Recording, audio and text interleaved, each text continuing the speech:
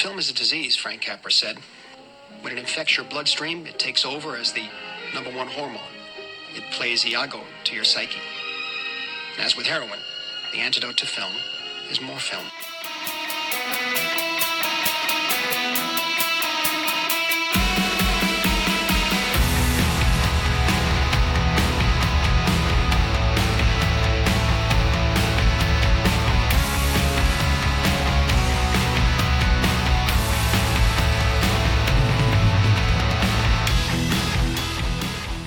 Hello and welcome to my Sailor at Heart podcast. This show, I realized I don't explain what the show is for anybody who is just checking me out. The show, I usually take two movies and I put them together by a central theme or topic or actor or whatever. Sometimes I do all director, one of a director or an actor or whatever. But it's usually two films together. This one today is 2 Degrees of Fred Ward, Remo Williams' The Adventure Begins from 1985, and Tremors from 1990. So hopefully you guys have watched these movies because they are fun. And what I wanted to try out here, so I reached out to Criterion, and they never got back to me. But I still want to tell everybody about this Criterion channel because it's pretty groovy.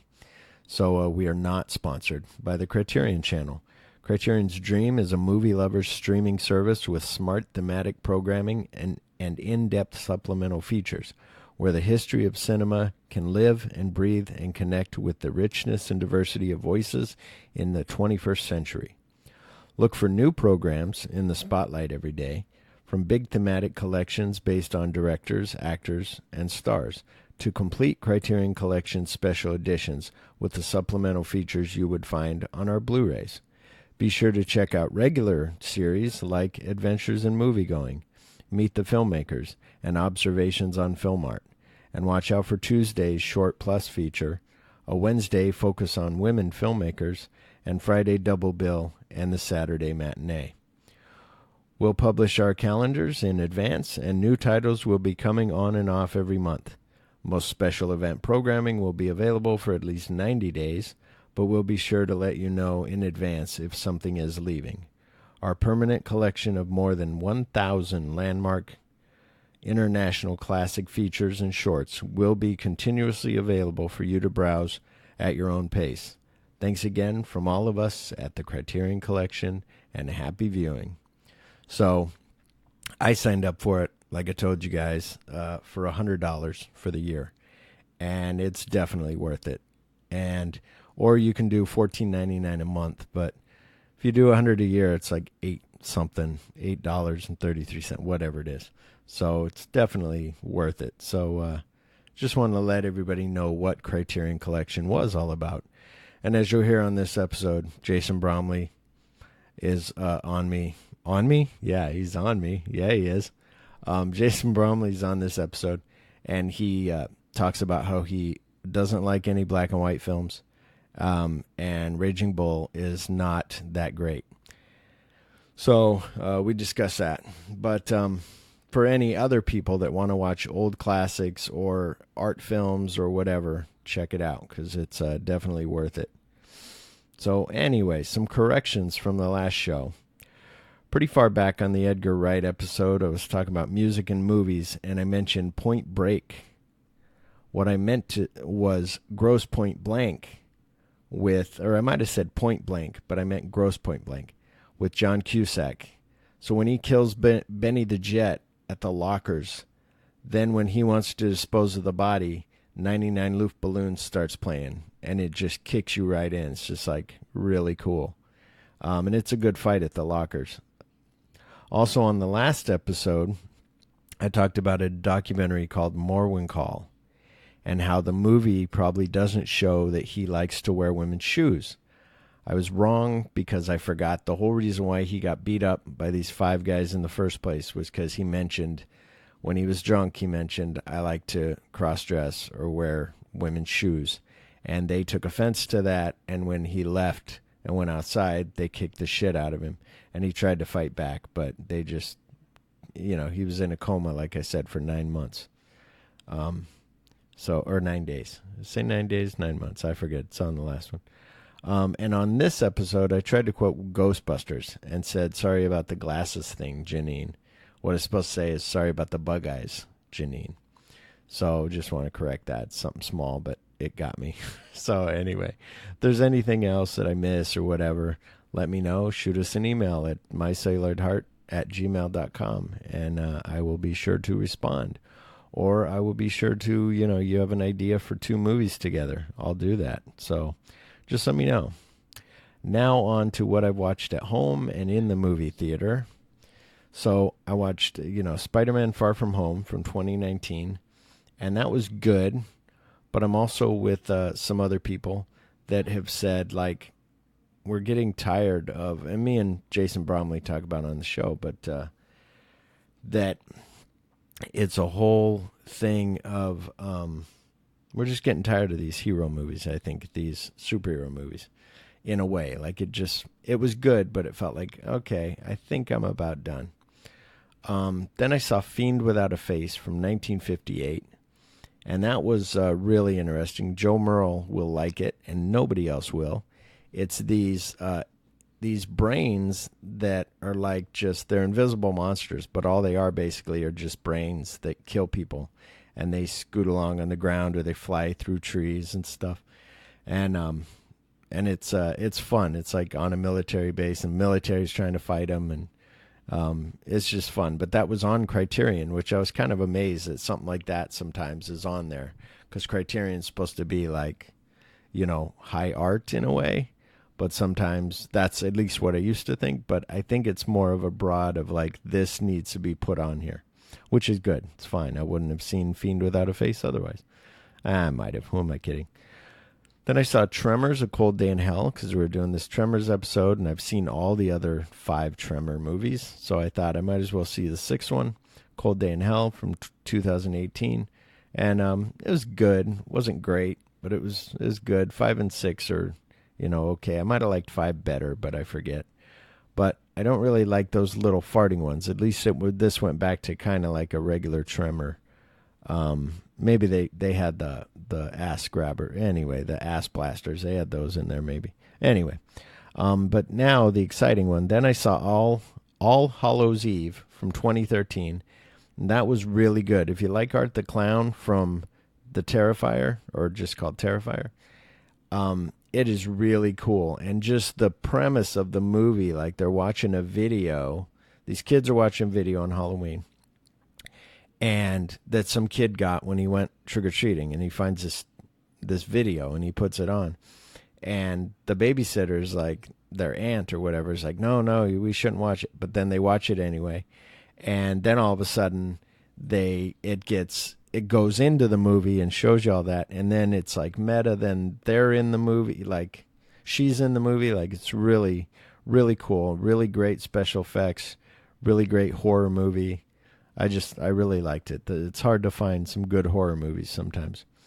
Then I saw, of course, Welcome to Marwen from 2018, and that was the one about, this guy that got beat up, and it stars, Steve Carell, and it's a good movie. It's better than I thought, and it was cool though that I saw the documentary so that I could be like, oh yeah, they changed that a little bit, and they kept this, and cool.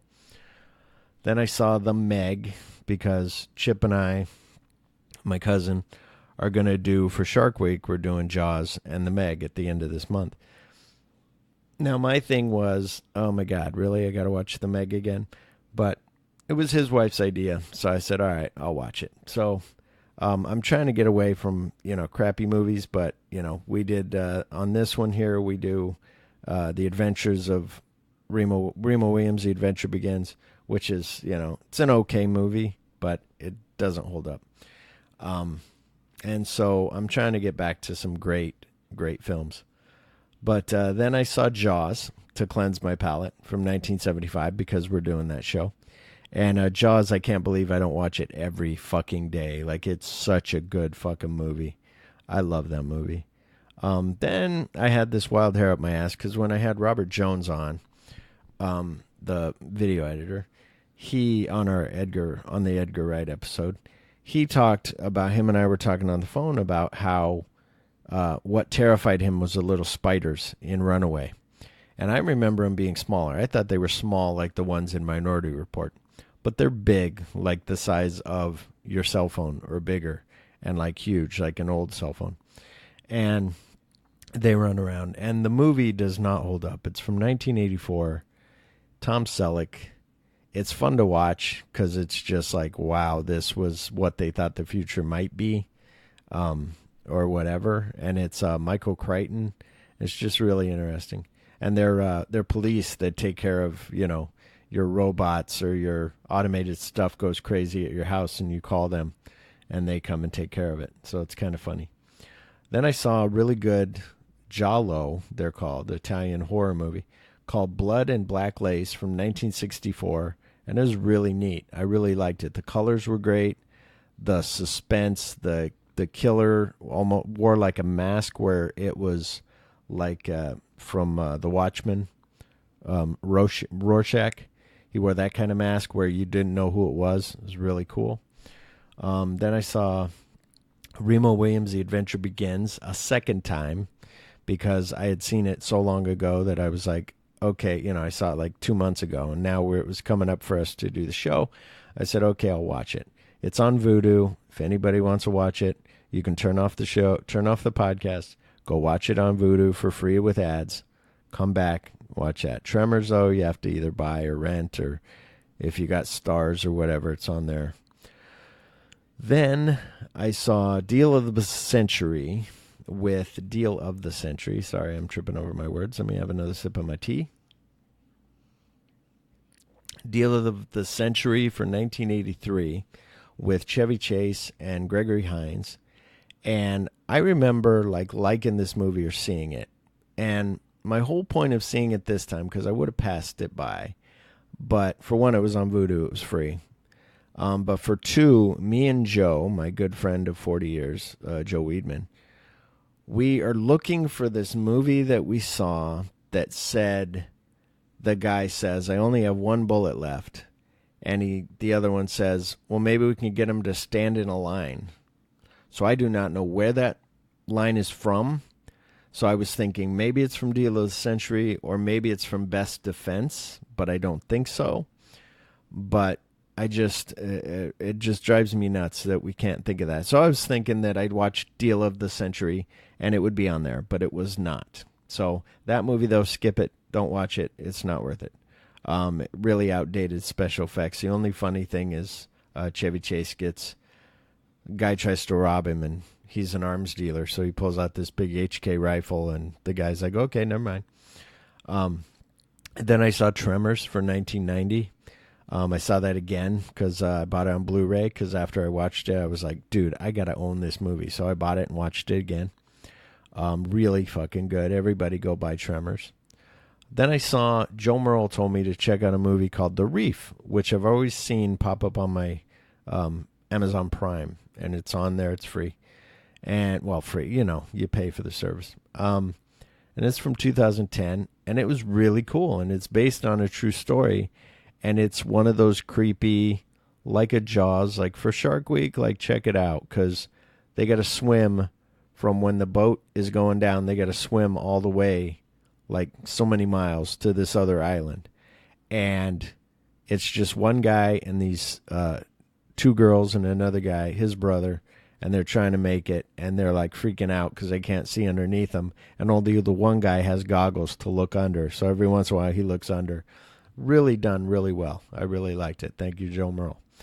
Then I saw Under the Silver Lake from 2019, and I talk a little bit about that on this podcast, but it was really good. It's weird and trippy, almost like Mulholland Drive, where you'd have to watch it and really dissect it and sit with somebody, go for a pie or coffee, and be like, hey, what do you think that movie meant?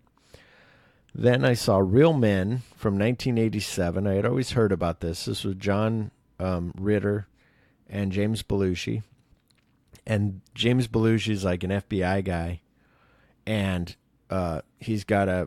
he needs to go talk to aliens, and John Ritter looks like this other guy that died, so he's got to take him to meet with the people. So it's funny, it's fun, it's just wholesome. Like then they become friends. It's not a great movie, but it's good. So it's also on Vudu with ads, so you could check that out. I saw 3 Harold Lloyd shorts from 1919, which, nobody else cares, but I do. And there was a scene in there, which I know, and we talk about it. I talked to Jason Bromley about it, and he's from Talking Poop, by the way, to pause for a second. Jason Bromley from Talking Poop does a podcast about music, movie, and media that we grew up with that made us who we are. So it's a really cool podcast, so check it out.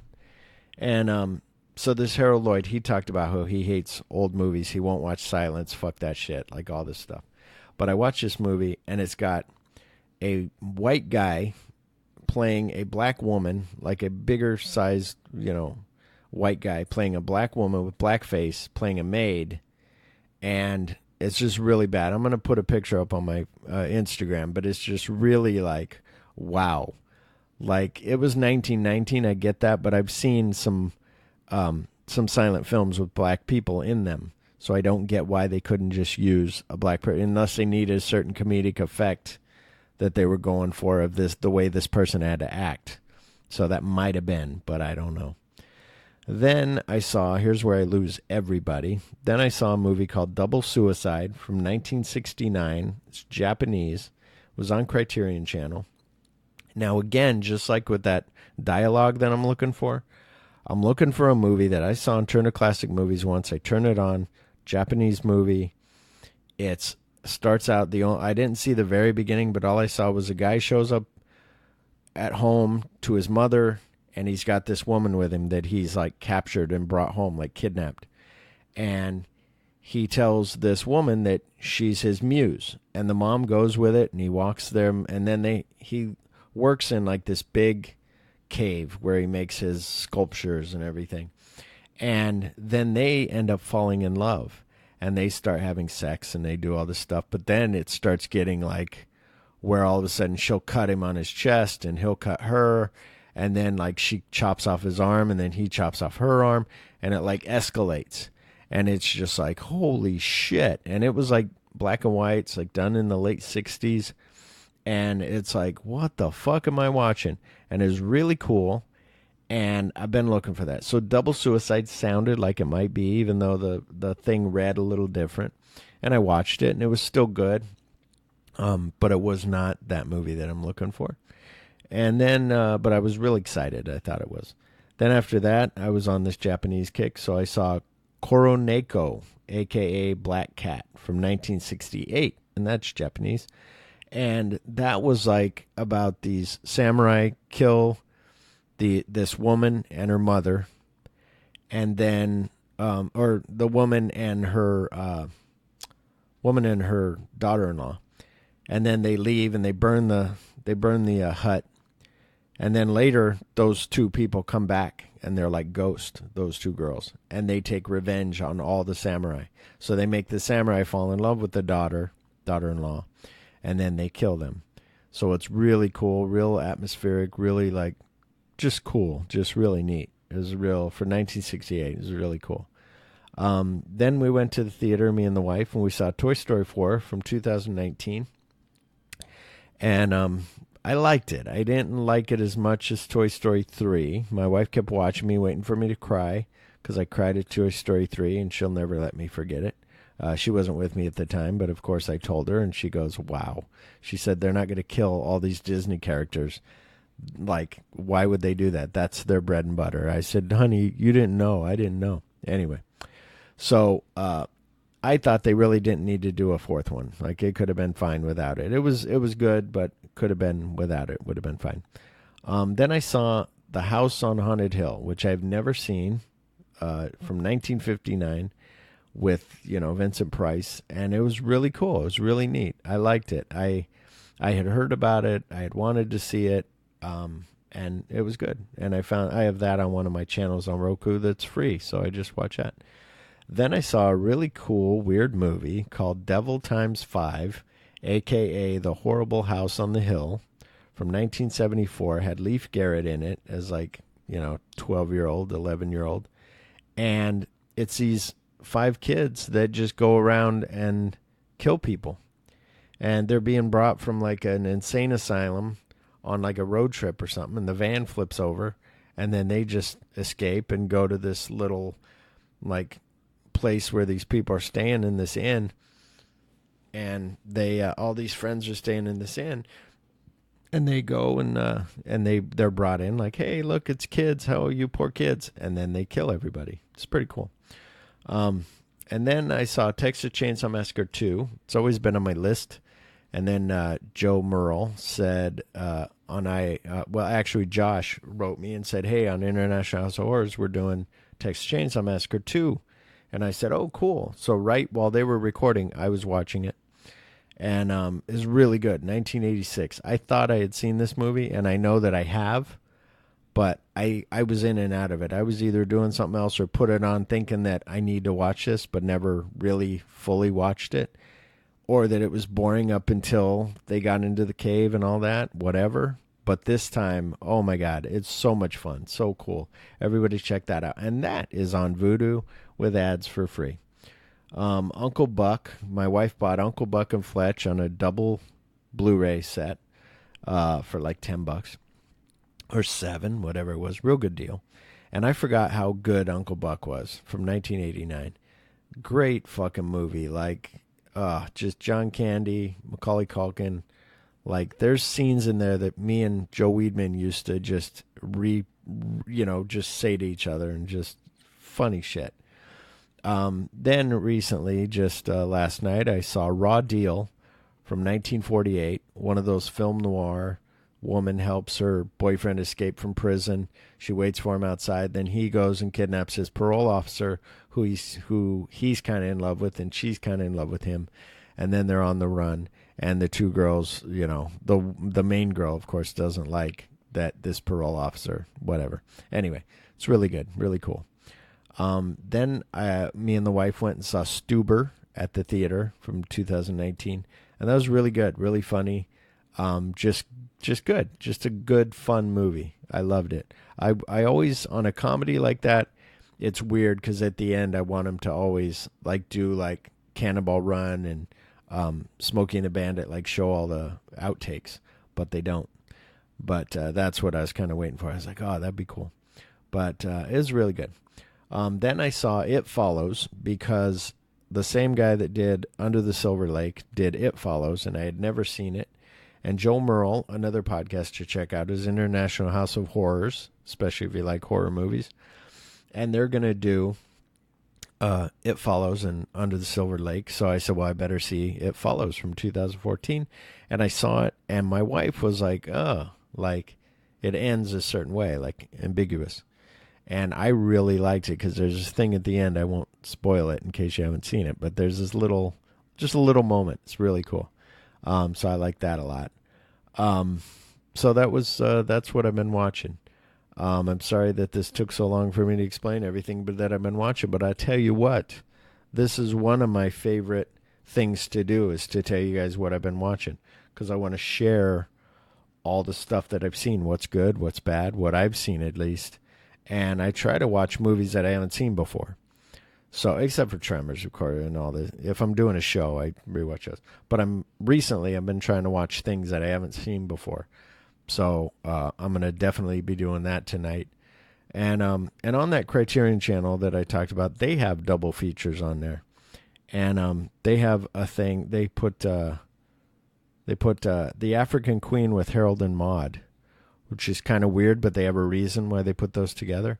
And they also put Last Hurrah of Chivalry, John Woo, with Umbrellas at Cherbourg, which is a French like musical type. And they said why they put those together, because what he does in dialogue and like the love of these two guys, it's almost homoerotic. This girl and this guy have with like their language to each other. It's just really, really cool.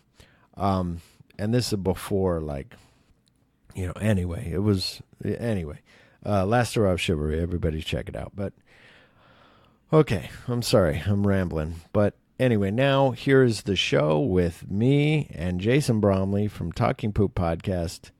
check his show out. He just recently did one on The Last Jedi. And before that, he did one on, MacGruber. So fun stuff. But anyway, check his stuff out. It's Talking Poop Podcast. And so thank you for listening, and I hope you enjoy.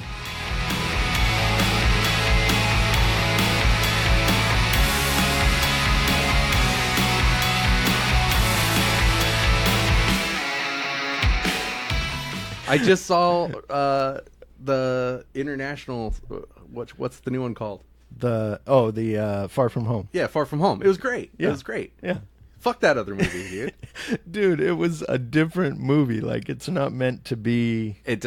No, it's a Spider-Man movie, so it's meant to be a Spider-Man movie. So I thought it was. Me and the wife loved it. And especially for my wife, when she's like, you're dragging me to another Prometheus? Like, no, thank you. And I'm like... Oh, she didn't like Prometheus? Oh, my gosh. She has no idea about aliens. So she was like... So what'd you take her to Prometheus for? Well, because I was like, honey, I want to go see this movie. She's like, all right, but if I fall, I might fall asleep. I'm like, okay. And we go, and I'm thinking it's going to be like aliens. And all of a sudden, it's like, she's like asleep. Well, what makes me laugh is every story of your wife is that she's asleep. Yeah. And she wakes up and goes, what the fuck are you watching? Yeah, exactly. and then we went and saw Covenant, and she's like, I'm like, you sure you want to? Yeah, I'll go. And she went, and she's like, oh my God, like she goes, these alien, like we were just talking about today, she goes, those alien movies, like they suck. And I'm like, yeah. I go, I know. I said, but you need to see the original. She goes, no, I don't think so. But last night, she's watching, we're recording, by the way. Last night, you're like, yeah, I figured you stopped messing with shit. And all of a sudden became this different No, I person. didn't. I had no idea. Before I was like, nah, wait a minute. I'm a nerd in real life. And then I'm like, hey, how you doing, ladies? Hey, everybody. So she's like, she woke up, like we slept weird because we usually stay up all night. And so she was sleeping when I woke up at like 10:30 at night. So I'm like, okay. So I go in the living room to watch the 75-inch TV instead on the bed while she's sleeping. So I go ahead and I'm watching some Japanese shit that she won't care about. And so I'm watching that, and then she wakes up, and then I hear something playing. Oh, I go in to bring her coffee. She's like, bring me coffee and stuff. Bring her coffee, and then I hear something playing, and I'm seeing, I always like it when a movie starts and you're like, I'm going to figure this out before it starts. And so it's like, Scott Free Productions, and I'm like, oh, what is this? What is this, honey? What are you watching? She goes, I don't know. What am I? And then it goes, Tony Scott film, and I'm like, oh, and it's showing the city. And then I'm like, oh, is this man on fire? And she's like, this man is on fire.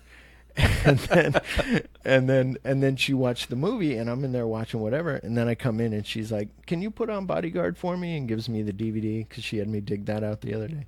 So I put that on, and then I hear her while I'm watching my movie just singing Whitney Houston and like doing all the lines, and there was a line in there that says, you embarrass me in front of billions of people and you won't quit.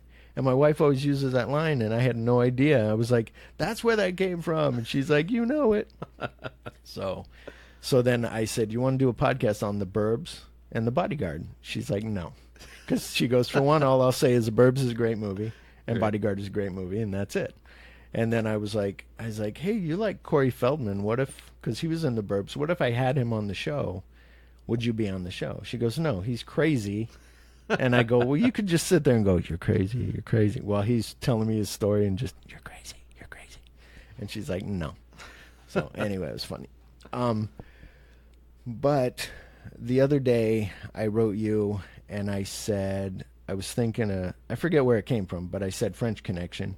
And you were like, you're going to hate me, but I've never seen the French Connection. Yeah. And I was like, oh, well, we could do that. And Bullet, have you seen Bullet? And you were like, no, I haven't seen Bullet. And I'm like, what kind of movie fan is this? But you've seen all these 80s movies, but, I was born in 78, so. Well, that's true, yeah. See, I was born in 71, and Bullet is like 68 or 69. Okay. And French Connection, though, is 71. But, yeah, sometime I've You thought like about, all this Criterion stuff and all these old movies and like... Well, that's like you even said once, you were like, I don't... wow, I like that poster. Alice in Wonderland.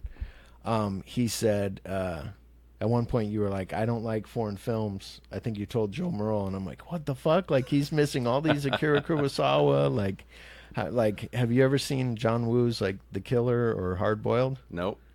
Oh, dude, you're missing out. Yeah. Fucking A. Oh, I want to just bring those over and watch them. Forget about a podcast. I like Chow Yun Fat. Like, I know about them. I'm a fan of movies, but like, I don't do anything black and white. Sure as shit, don't do anything silent. Nothing. Oh my God. And I've never seen anything by Charlie Chaplin or any of that horse shit. Oh my God, horse shit. Like, we're gonna get in a fight. we're stopping recording while I beat him up. And then we come back and you're like, or I'm like, he fucked me up. No, man, like anything post 78, like I'm not familiar with, and if I am, it's because I went back because like Raging Bull was one I'd never seen, and my buddy was like, you can't call yourself a movie fan if you haven't seen Raging Bull. So right. I went back and watched it and was like, yeah, it's fucking gay ass Rocky. Like, it's not even as good. Oh my God. Yeah, but the acting in it is really good. Like, so I love what? the scene. He got fat. So what? Christian Bale got fat like 20 times, and then got skinny and got fat again. So what? No, the scene with him and Joe Pesci in the living room when they're talking about like he's trying to eat the steak and get big, and anyway, that acting is great. But no, you're kind of like my wife. My wife's like, I was born in 81. Anything before that, and then I was like, honey, you want to watch whatever, I forget what we watched. She goes, no, I said 81 was when I was born. And she goes, like, give me something 85, 86. Like, she's wearing a Goonies shirt today. Like, she loves Goonies. Yeah. But she's like, when I'm like, hey, you want to watch Arthur? And we watch the original Arthur, and she's like, this is kind of old movie. And I'm like, yeah, but she's the same way with you, like black and white. Like, she goes, the acting is stiff.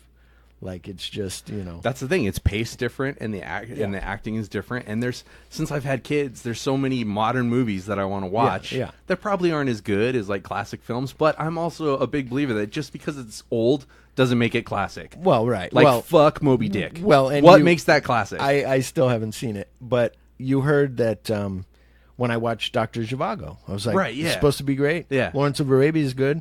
I'll watch this. Let's see. And I watch it, and I'm like, that's fucking 2 hours and 20 minutes wasted of my life, or however long that was. What the fuck? Yeah. But yeah, I think, because I've even thought about myself, that's why me and Joe Merle get along so well, because he's like, I just saw this weird movie from Japan. Right. It's like, a Power Rangers, like, first Power Rangers, like, it's in the 70s, and so I'm like, oh my God, that was so cool. But everybody else would go, what the fuck are you watching? Yeah. So, yeah, I get that. But what are some of your... Oh, by the way, this is Jason Bromley. Hello. Hey, everybody. Welcome from Talking Poop. I'm sorry. We started talking, and I just had to record about Spider-Man. And I do have to watch it again. I only saw it once. I bought it because me and the wife loved it so much. Then it was on Netflix. And that's the thing where you go, I bought this movie. I should watch it. And now it's on Netflix, and you're like, well, fuck. Now I can watch it 17 times and then not watch, But it is kind of a good feeling to know that like your movie is like all the way across the room, but you can just not even get up and just hit that button and watch it. Well, and that's what I told the wife, like I said about The Bodyguard, where I was like, honey, I said, wouldn't you like to get The Bodyguard digital so that you don't have to get up and get it? She goes, no, I don't have to get up and get it. I said, so I don't have to get up and get it? She goes, yeah, but she likes to have the physical copy of it. But that's cool though that your wife your wife watches movies. Yeah. Like my wife, it would give me such a boner if I went into the living room and she was like watching a good movie. Yeah. She doesn't watch shit. So like I like your guys' little foreplay of like, oh, this is a Scott-free production. What is this? If I can guess it before the credit comes on. Yeah, exactly. Yeah. And then I'm like, okay, honey, goodbye. I got to go finish my Japanese movie. And then she comes in. She goes, they were watching something like that on The Bodyguard. I go, this movie? She goes, no, it's some Japanese thing. I'm like, oh, but I said, I haven't seen that movie for a while, The Bodyguard. And she's like, you should watch. And then she's telling me who the killer is. And I'm like, but now you ruined it. Like, I've only seen it maybe twice. Yeah. And I remember seeing it in the theater and being like, wow, that was really good. It's funny you mentioned that, though, because they were just talking about The Bodyguard.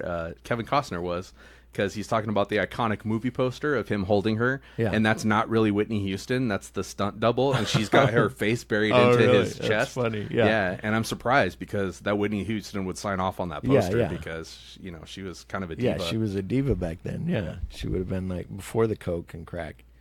No, that's... No, and then he was talking about they were going to make a sequel with Princess Di. Yeah, I heard that too. And that would have been cool. So Jason Bromley from Talking Poop Podcast, he's here with me. We're going to do 2 Degrees of Fred Ward. He said, I said, what movie should we do? I said, you pick, which I tell everybody. And then he goes, 2 degrees of Fred Ward, 3 degrees, because I was doing 3 movies at the time. And then I said, how about 2 degrees? Said, okay. So he goes, Remo Williams and Tremors. And I said, okay. And then I went and bought Remo Williams and watched it. And then when I saw him at his live podcast, I was like, here you go. You can have Remo Williams. So that shows how good it is. But my buddy Brant was like, we'll get to you in a minute. It's all about me right now. Just like your podcast, I'll talk through the whole thing, and you'll be like, yes, no, yes. Brant said him and his dad, he remembers, like, they went to the video store, they rented the movie. He said, I loved it. Same thing with, was it you that mentioned Real Men to me? With John Ritter and James Belushi? No. It was like from 85 or 87, 80, anyway. And I just watched that. And that was one that I'd never seen. And I was talking to Brant. Brant's like, oh, my God, me and my friends used to watch. He goes, all these memories are coming back. We used to watch it. We loved it. We'd quote it. I was like, oh, really cool. Anyway, what are some of your favorites if you don't like black and white movies? Let's see. I would always say that, I think my top 10 changes, but 7 is always in my top 10. I think that's damn near a perfect movie. Yeah, yeah. Fight Club. I think that's damn near a perfect movie. Yeah. That's 2 David Finchers and 2 Brad Pitts. Right? What a basic bitch I just sounded like. Let's see. The Crow is not one of the best movies, but one of my favorites of all time. Yeah, well, it's from When You Grew Up, because on his Crow episode, everybody listened to that. That's where I was like, I totally identify. Like, I said, you had the balls you actually moved to another school to be this totally different person. Right. I was stuck in the same school and was just like, but by 1990, I had graduated, but still, we saw The Crow, and it was like, it was amazing, because you're like, oh my God, he died, now they released it, and then at the end, they play that footage of him talking about what he's reading, and like sunset, like enjoy a sunset, and you're like, oh fuck, so tragic. Yeah. So tragic. But anyway, go ahead. Sorry to jump in. Oh, no. Predator is one of my favorite movies of all time. Yep. But not The Predator. Not The Predator. Fuck that movie. Joe Merle. I liked it. Joe and All the Times Phil can eat my balls on that one. Because, that's how I met. That's actually how we came together, is because me and Joe got in a fight over The Predator. Yeah. I told him how bad it sucks, and he was like, all right, well, I respect your opinion, but why does it suck? And I just gave him like a fucking, like, a pamphlet, like a manifesto of why that movie sucks. Yeah. And he's like, okay, I see your point. And then I met you on Instagram through that. Yeah. And it was weird because he's in Michigan. Yeah. And we became friends. And then you contacted me and you were like, hey, I live in Phoenix, Arizona, and we live like not very far away from each other. I live right down 19th Avenue, and you're like, I live like right here, and I'm like, holy shit. Yeah, that's really weird. That's really weird. That's how the world gets small. Yeah. Let's see. What are some of my favorites? It's so hard because there's ones that you want to like use as like your movie cred. Right. You want to be like the indies and stuff. Okay, here I'll let me go first then. So I like a movie called Pain and Gain with The Rock and Mark Wahlberg. Yes. It's like it's like a guilty pleasure of mine. Like, right. I know the true story of what happened. Like I watch that 48 Hours, and I watch the movie, and I just like the movie. Like it's fun, you know. And then there's stuff like that aren't great movies, like Last Starfighter. But you could pick Last Starfighter apart, but it's a great movie. It's a great movie. And then what else? But then I don't know. I was going somewhere with that. I was thinking of other movies that are like that. That are like that are like not great, but that you love. Like Well, some of my indie favorites are like Bottle Rockets. Mm-hmm. A favorite. Swingers, of course, is a favorite. Yeah. Clerks. Yeah. Reservoir Dogs. Yeah. Office Space. Yeah. You know what's one that I would list on my favorite that a lot of people are like, what the fuck? Is The Beach with Leonardo DiCaprio. That was good. That fucking shark thing where he's telling the story. Yeah. And that was good. It's so good. But I love movies where a character goes from like having a mundane life and then like just throws it all away and just try something crazy. Yeah. That's like been my dream my whole life, is just say fuck it all, and just like all the shit I've been collecting all these years. Yeah. Fuck it. The kids, the wife, everything. Yeah, go just leave. and just start anew. Well, hopefully leave them alive and not do like guy here in Phoenix. Yeah. Remember, he killed everybody and left? Yeah. And they were like, where'd the guy go? Exactly. We should mention, too, we're both like afraid of each other, that we're both serial killers. Yeah, so our wives know exactly where we are. I'm on my way over here. My wife and I were eating at our last time eating at Claim Jumper, by the way. Because it's like processed and dude, last time we got our money back at that Claim Jumper up there by Target. Yeah, it's awful. It was, so I go, well, they have good clam chowder. Not that this is a Claim Jumper show, but and I said we were going to the Clam Diver, so that's really weird. That's right. So I said, hey, honey, I'm going to his house after the podcast, and she goes, hang on, and she took my phone and took a picture of the address that I'm coming here, and she goes, now I know, and his name's Jason Bromley. Okay, I got this all down. I said, okay. And I said, I'm sure his wife's doing the same thing. That's why she was worried about him coming to my house. Yeah.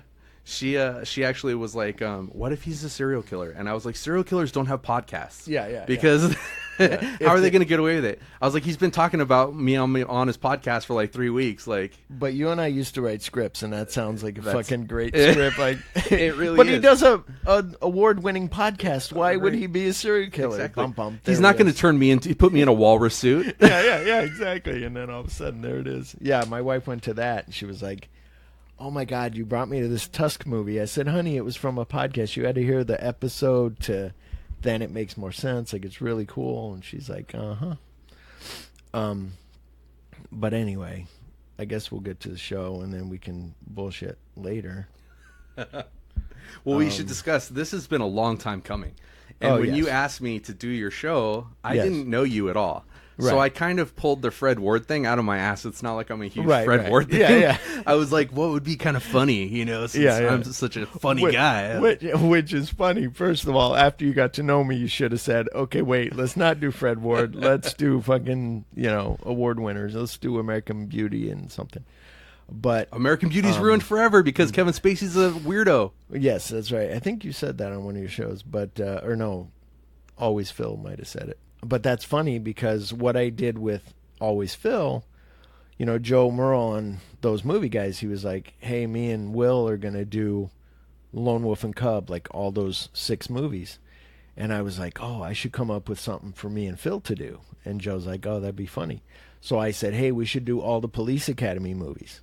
Now, I meant it as a joke. Phil and I don't talk as much as me and Joe. Right. So Phil just took it as like, okay, like I don't want to, it's like that. Like, oh, I was making a joke. Like I was trying to pick the lamest. Like the first Police Academy and second one are good, but after that they go downhill quick. Let's do Mission to Moscow. Yeah, exactly. That's the last one I saw. I haven't seen the Miami. Like then they went to Miami. I don't think I saw that one. I lost track of that. But so he said Fred Ward. I said okay. So then I watch Remo Williams like 2 months ago or whatever, whenever we were going to do the show. So I bought Remo Williams, I watched it, and then he was like, no, kind of not yet. I'm doing the podcast at the Comic-Con. And I'm like, okay. And then I said, okay, and then I got like one of the channels for free for a 2-week free trial so I could watch Tremors. So I watched Tremors, and I'm like, okay, that was good. Okay, I'm ready. And he's like, no, not yet. And we're like, okay, so then I had to wait a month. And then I'm like, honey, I put Tremors on the order on Amazon to buy. And she's like, oh, okay, Blu-ray, right? I said, yeah. So she ordered it. Oh, it'll be here on Tuesday. I said, okay. And then I was like, oh, no, we canceled the show now. So it doesn't matter that I got it in my hand now because I'm not going to watch it because we're not doing the show. And then we talked about it. And then she was like, no, you can go over there if you're only going to be. I said, okay. So then I watched it again the other night, finally. So at least Tremors I've seen. But then So then I was at work the other night, and I was just watching an empty a building with like a couple workers in it, and I had to walk through it every once in a while because they had homeless people where the thing wasn't latching. So I was like, I'll do that job because I'm supervisor, so I can pick I'll do that one. Yeah. So I'm sitting there, and I'm like, oh, I'll watch Remo Williams. It's on Vudu for free, sweet. So I watch Remo Williams again, and I'm like, I'm like, I'm watching this again, and then I'm like, I hope if we don't do the show again, like that's twice that I've watched Remo Williams. I seriously, I picked it as kind of a goof, but like I'm one of those HBO kids, so like that was one of the ones that would play on HBO all the time. So it's like in my background as one of those movies that like I'm like, and I hadn't seen it since then, so I was like, it wasn't great then. It probably really sucks now. But I kind of loved it for how much it sucks. Well, it's where like I break it down here on the thing, because then the second time I watch it, I'm like, because the first time I took some notes, and then I'm like, what if we go through it? Like, I don't know that movie like I do Tremors. Like, I can't walk us through it. Right. So I'm like, fuck. So the second time I watch it, I'm writing all these little things down. But if you didn't know Fred Ward, here's 5 roles that he was in that it's been awesome in. Wilkes from Uncommon Valor, which I forgot he was in. I need to see Uncommon Valor again because I remember liking that movie a lot. But I don't think anything happens till like the last 10 minutes. Then they go in to save his son. And then Earl Bass from Tremors. Sergeant Hoke Mosley from Miami Blues. Gus Grissom from The Right Stuff. And Remo Williams from Remo Williams, The Adventure Begins. So I don't know why they put that. Like, I mean, he was okay in it, but let me put on my old man readers. But Remo Williams, for those who don't know, The Adventure Begins is from 1985. See, this sometimes makes it worse. Anyway, an officially dead cop is trained to become an extraordinary, unique assassin in service of the U.S. president. And it stars Fred Ward as Remo Williams, Joel Grey as Chun. That's the guy that you were talking about. Well, maybe we weren't recording then, but anyway, you were talking about it. Asian. We were talking about Hollywood being very racist and just not right, and that was one. So this guy plays Chun. He's a white guy. Wilford Brimley, which I love, is Harold Smith. J.A. Preston as Colonel McCleary. George Coe as General Scott Watson, and Kate Mulgrew as Major Raynor Fleming. So Kate Mulgrew, I like seeing her because she's cool. I had seen her and I was like, where have I seen this chick before? Yeah. And it was driving me nuts. And I was like, she was like a bitchy wife, and she was getting railed by somebody who wasn't her husband. And I could not freaking remember. It's Throw Mama from the Train. She was in that? She was the shitty wife. And yeah. She was Billy Crystal's wife. Me and the wife watched that recently. Yeah. And she's getting drilled by the gardener. When Billy Crystal's like watching. Yeah. And then she's in Orange Is the New Black. Yeah, like that was really crazy. Yeah. She's Red, the Russian lady. And she was in Voyager, Star Trek Voyager. Yeah, she was Captain, I forget her name, sorry. It was written by Richard, oh my God, why is this so bad when you guys are listening like we don't care? Richard Saper and Warren Murphy from the novel Christopher Wood. Anyway, whatever. Christopher Wood and Guy Hamilton. So Christopher Wood and Guy Hamilton wrote their own version of the novel, right? Which was they wanted it. That's why they hired Guy Hamilton, because he's done all these James Bond movies from the 60s. Right. So they were like, oh, we'll just get him to do this because we want this to be a franchise, American, like James Bond. Yeah. And that's why he got Christopher Wood, because he's like, okay, we'll do that. And it's not too good. So first of all, there's a series of novels, and they're called The Destroyer. And give me a Mac Bolan. Remember Mac Bolan? No. Did you ever read when you were in high school? No. Mac Bolan was this guy. He's like a mercenary, and he's like, and the books were like easy reads, and they were small. And on the back of every paperback novel, it had a gun, and like everything, like M60, and like broke down, like here's how much it fires per minute, like all this stuff. It was really cool. But anyway, I'm old. So yeah, I was gonna say like dime novels. Yeah. No. Well, that's like when I was doing your podcast and we were doing G.I. Joe, and you were like, so did you ever have the big figures? And I'm like, that's from the fucking late 60s. No, I didn't have those. He's like, oh, okay. I did have a Batman Amigo Batman figure that was awesome. But anyway, he doesn't keep, so it starts out where he's a cop, he's there, these guys are fighting, he pulls in there to stop them, then they start beating him up. Yeah. It's like a setup. But then he beats them up, and he gets beat up a little bit. He gets in the car and just grabs his coffee. Doesn't call it in. But he gets shot, doesn't he? No. Oh, maybe.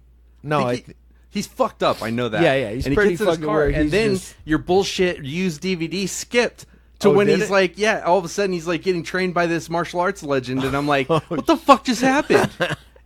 Oh shit! I didn't know that it didn't skip on my player. Oh really? Yeah. Maybe you need to put some books on your player. Remember how you used to have to do that for certain things that would skip CD players. But then he just sits there and drinks his coffee, and then that guy pulls in, the black guy pulls in and pushes him over the thing. And my thing is, all that just to make him part of the program, like, that's a lot of work. Right. To, like, just kill him from far away, fake kill him, and then, whatever. Right. But, of course, it's a movie and it's a script. And like I always tell my wife, when my wife goes, why is that? I go, honey, if they didn't do that, the movie'd be over. Exactly. They need to whatever. They get his name. His name's from the bottom of the bedpan, where it's like, oh, you're Remo Williams. That's your name now. It's like, see, I missed that part. Yeah, it was the black guy, like, picks up the bedpan in the hospital room when he's like, what's going on? And they're like, you're officially dead. And he's like, what? And... so they get his name from the bottom of the bedpan. And then Remo is supposed to be protecting America. He does what the computers can't. So just the three of them are supposed to, like, save America. And it's like, really? And then as you learn later, which I'll get to, but later on, then it's like, oh, that we're found out. Forget it. Everybody take your cyanide pills. It's like, what the fuck? Right. Well, so it was weird because I didn't see what they did to get him to sign up. But, like... They made him. They, like... It was just like, we faked your death, now you're working for us. And he just went along with it? Because he seemed like a hard ass. He seemed like he didn't even really want to be a cop at the beginning.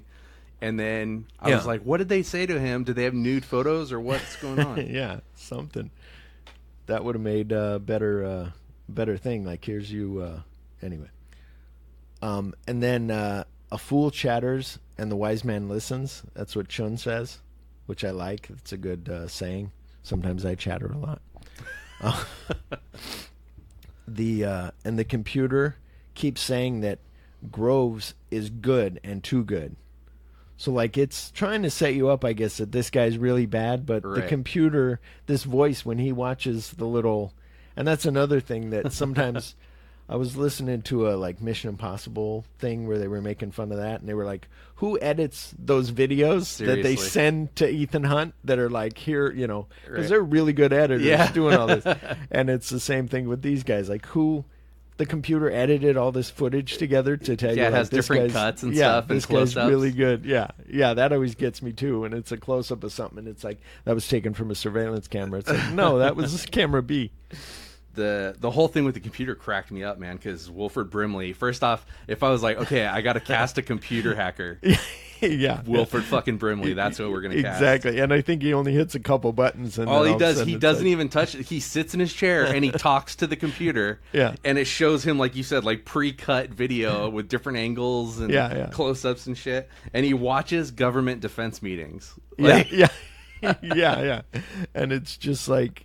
It just cracks me up because, granted, it was 85 and things of... That's what else gets you when you watch these old movies. You're like, oh my God, we've come so far. Like, that's an old school, like, computer and it barely does anything. And he's just like, state of the art. We're all state of the art. And it's like, okay. And then where was I at? Shininju, or whatever it's called. Jumping and walking, that obstacle course that he had in the apartment. Yeah, that was badass. Which reminded me of when they used to play like Chinese like karate theater, like in the afternoon on a weekend. And so you'd watch those, and then me and my friend would go out in his backyard, and we'd set up his dad had all this wood and stuff, set up all these wood planks, and we'd walk them, and we'd kick, and we'd do all this stuff, and it was like, so I guess I'm trained now. I can protect the government. Yeah, I'm good. I'm just like a ninja. You're trained in Shunjitsu. I remember I always wanted those ninja shoes where it splits the toe, where you... Oh, totally, dude, yeah. And then one of my favorite parts as a writer and like a script, like the way they did this scene, when Groves is talking to General Calls, and he goes, oh, hang on, and he gives it to Groves, and Groves goes, well, listen here, and he goes, and he looks at his worker, like, and the worker goes, Scott, look here, Scott, I just got it, and I'm like, oh, that's cool, like, so I like that part, even though it's silly. And then I said about Kate Mulgrew, the guy at the carnival, you know who that old man was at the carnival, that like Remo, you were like, I fell asleep after the beginning. He was in National Lampoons. He was in Christmas Story, and before that, Christmas and you Vacation. were born in '78. Christmas Vacation. What did I say? Christmas Story. Wow, different movies. Christmas Vacation, yeah, big time. Christmas Vacation. He was in the Electric Company. He used to be like, you can call me Ray, or you can call me Jay, or you can call me KJ. Anyway, Electric Company was like Sesame Street, but they had Spiderman. It was on there. From the Street though. It had Morgan Freeman on it. Yeah, exactly. It was awesome. Was the line by Groves that I thought was harsh, even for 1985? Did you catch this? Where he says, "I want that bitch put on a short leash." I'm like, holy shit, Jesus! Like, how much money are you making just to like be so rude? Seriously. But I guess that makes him a better bad guy. I loved when the bad guy was like, he was just like standing there rubbing his gun with a towel, and he was like in front of a big like painting of a gun. He has like all these guns on the walls. Like I was like, wow. So he likes guns. We get it. Yeah. You're a main killer. I get that. And then where Chun tells that black guy, like, it'll take 35 years to train Remo Williams to be good. And it's like, and it's kind of cool because you know that, okay, I'm going to be like him, because I'm not going to, like when he brings the canned food and he stashes it up above because he's like, and they're like SpaghettiOs. He's putting them up there. And you're like, okay, I might be that way. So I think the biggest problem with the movie is that it takes, an hour and 4 minutes before any action starts. Right. So that's when then they get to the Statue of Liberty, and then all of a sudden the music starts playing, and then he's fighting. You're like, you should have made this a little quicker. It's like, I don't know if you listen to my episode about Zorro and the Lone Ranger, but the Lone Ranger from 1981 took an hour for him to be in the outfit and fighting and being Lone Ranger that you want. I hate that. And it's I can't stand it. Oh my God. It's like, just get to it. Yeah. But you understand that they want to show like it takes a lot of training. Like, here's everything that he learned. But here's what was funny. And I don't know. They didn't say the amount. But $30 he paid those three guys to kill Remo Williams on the Statue of Liberty. Right. I think it's 30 because he goes 28, 29, 30. And he gives it to him. So $10 each, you go kill Remo Williams. Like, kill a guy. Yeah. It's on your record. If you get busted, you'll go to prison forever. Yeah. $30, kill him. And they're the three craziest motherfuckers. They're like jumping off scaffoldings and shit and going after him. And the whole time they're laughing like the hyenas in fucking Who Framed Roger Rabbit. Yeah, or Lion King. Yeah, they're just like, they're nutty. But that's what I like about, just on a side note, those guys are eating lunch on that old school photo, black and white photo of them just, I love that picture, sitting like, that's where they were used to being up there. Like, they're like, it's fine. Just seeing that picture makes my nuts crawl up into my stomach. Exactly. My friend there used to be a game, like a dune buggy game, and you could go ride way up this hill and jump off of it, and then as you're coming down, the front end of the thing wouldn't come down for a while, and my buddy his heart would go up into his chest. He was like, and I was like, no, that's cool.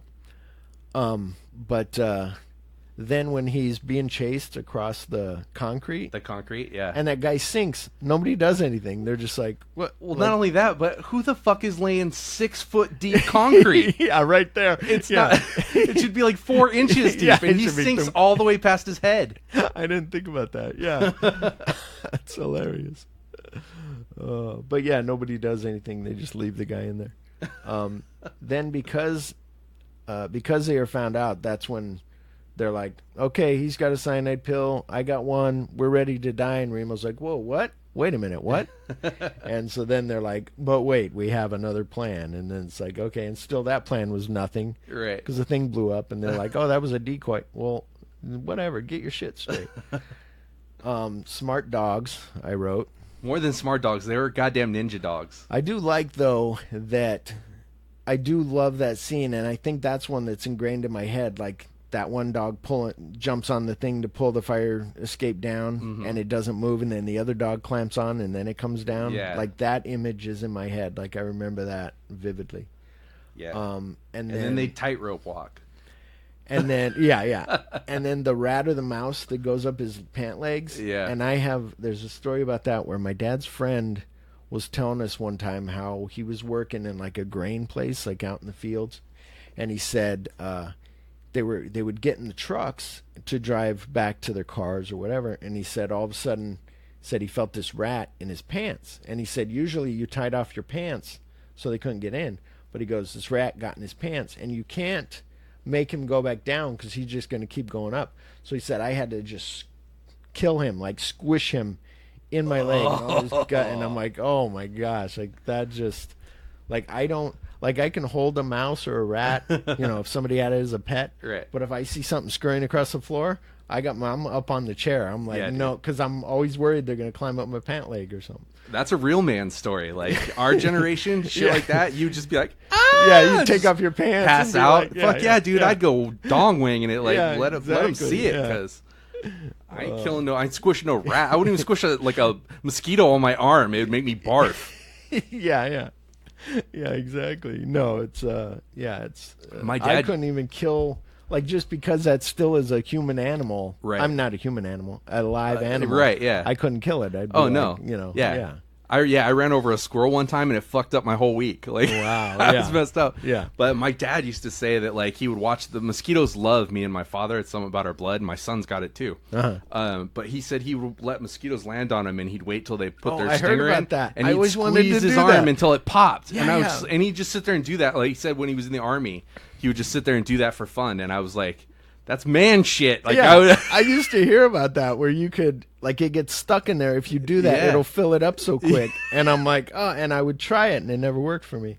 But I think if I did do it, I'd be like, look, it's working. And then the thing would die, and I'd be like, oh, he was just eating. Well, then, too, God only knows who his blood he just sucked. He just sucked some, like, homeless herpy monster's blood out, and then you just squirt it into yourself. Exactly. Not cool. And then the tightrope walking dogs, like, he's like, try that, you son of a bitch, and then the dog's like, and goes right across it. Yeah. But the thing that I found funny, so the black guy and him all the army guys are coming out to kill him or catch him, and the black guy goes, grab the dozer over there. So what I wrote down was, I've never driven a bulldozer. I don't think. Remo Williams, maybe, like you said, he didn't seem like he liked being a cop. Maybe he used to work with bulldozers. Maybe. But if I got in a bulldozer, some of those movies, I'd like people to go, let me try to figure it out. And like grind the gears or go backwards and forward and raise everything and then go, oh, now it's working. Yeah. But he's just like, okay. And he's in it and starting it up and even putting it in park when he jumps out. Oh, yeah. It's like, wow.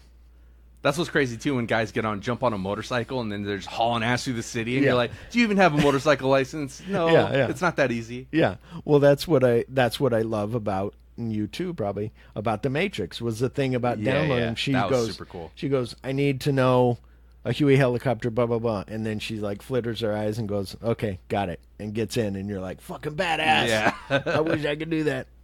Someday we'll be that way. Be like, how do I kill a rat up my pant leg? Got it, scrunch. Then the henchmen, they never listen. So the guy goes, wait 5 minutes and they'll be dead.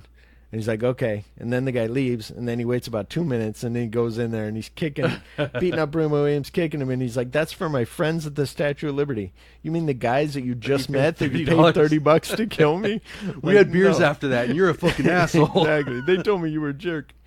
And well, in that scene too, where the bad guy comes in that has the diamond in his tooth, you're like, why the fuck does a guy have a diamond in his tooth? Oh, so you can fucking saw open a window with it later on in the movie, score the window and jump through it. But that was a cool part when you saw it back in '85. Maybe not now, but when you saw it back then, I remember going, "Oh, that's awesome!" Like, he used a diamond.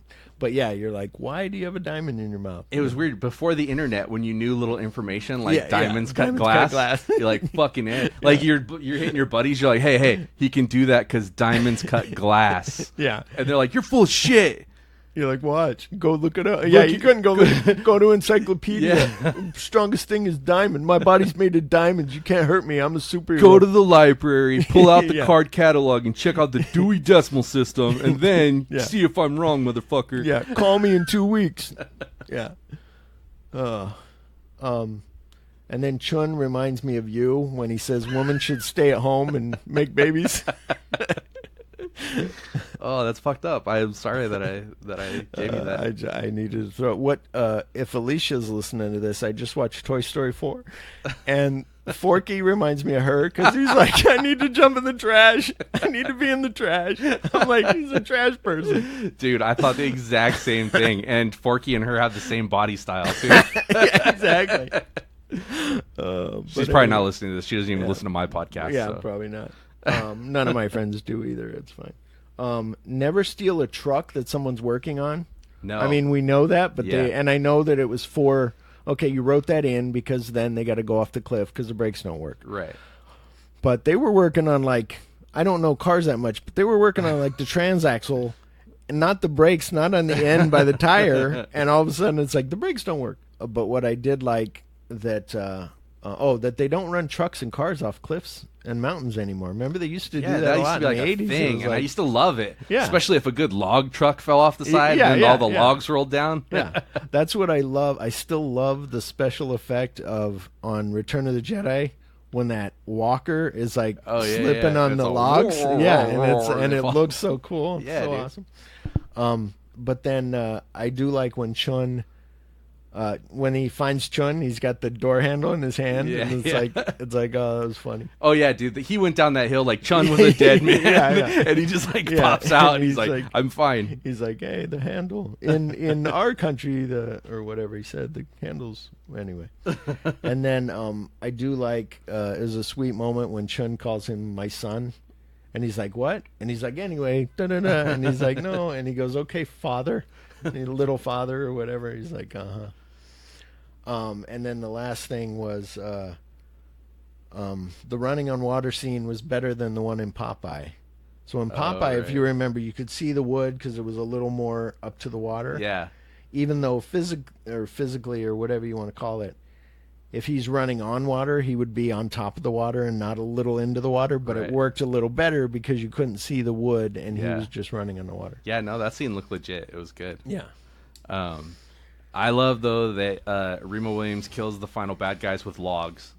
Yeah. So that was super exciting. He logged a dude to death. Yeah. And then when he starts a fire by rubbing a stick in his bare hands, and then he throws it at the Jeep to kill a guy. Yeah, you're like, he's just going to walk away from that guy? And then all of a sudden he does that, and then the thing lights up. And as a movie watcher, too, you go, how did they do that? Did they have a thing, or did he have a lid, or whatever? That's what I freaking love about these 80s movies, is that when you see something and you don't, for a second you're like, how did they do that?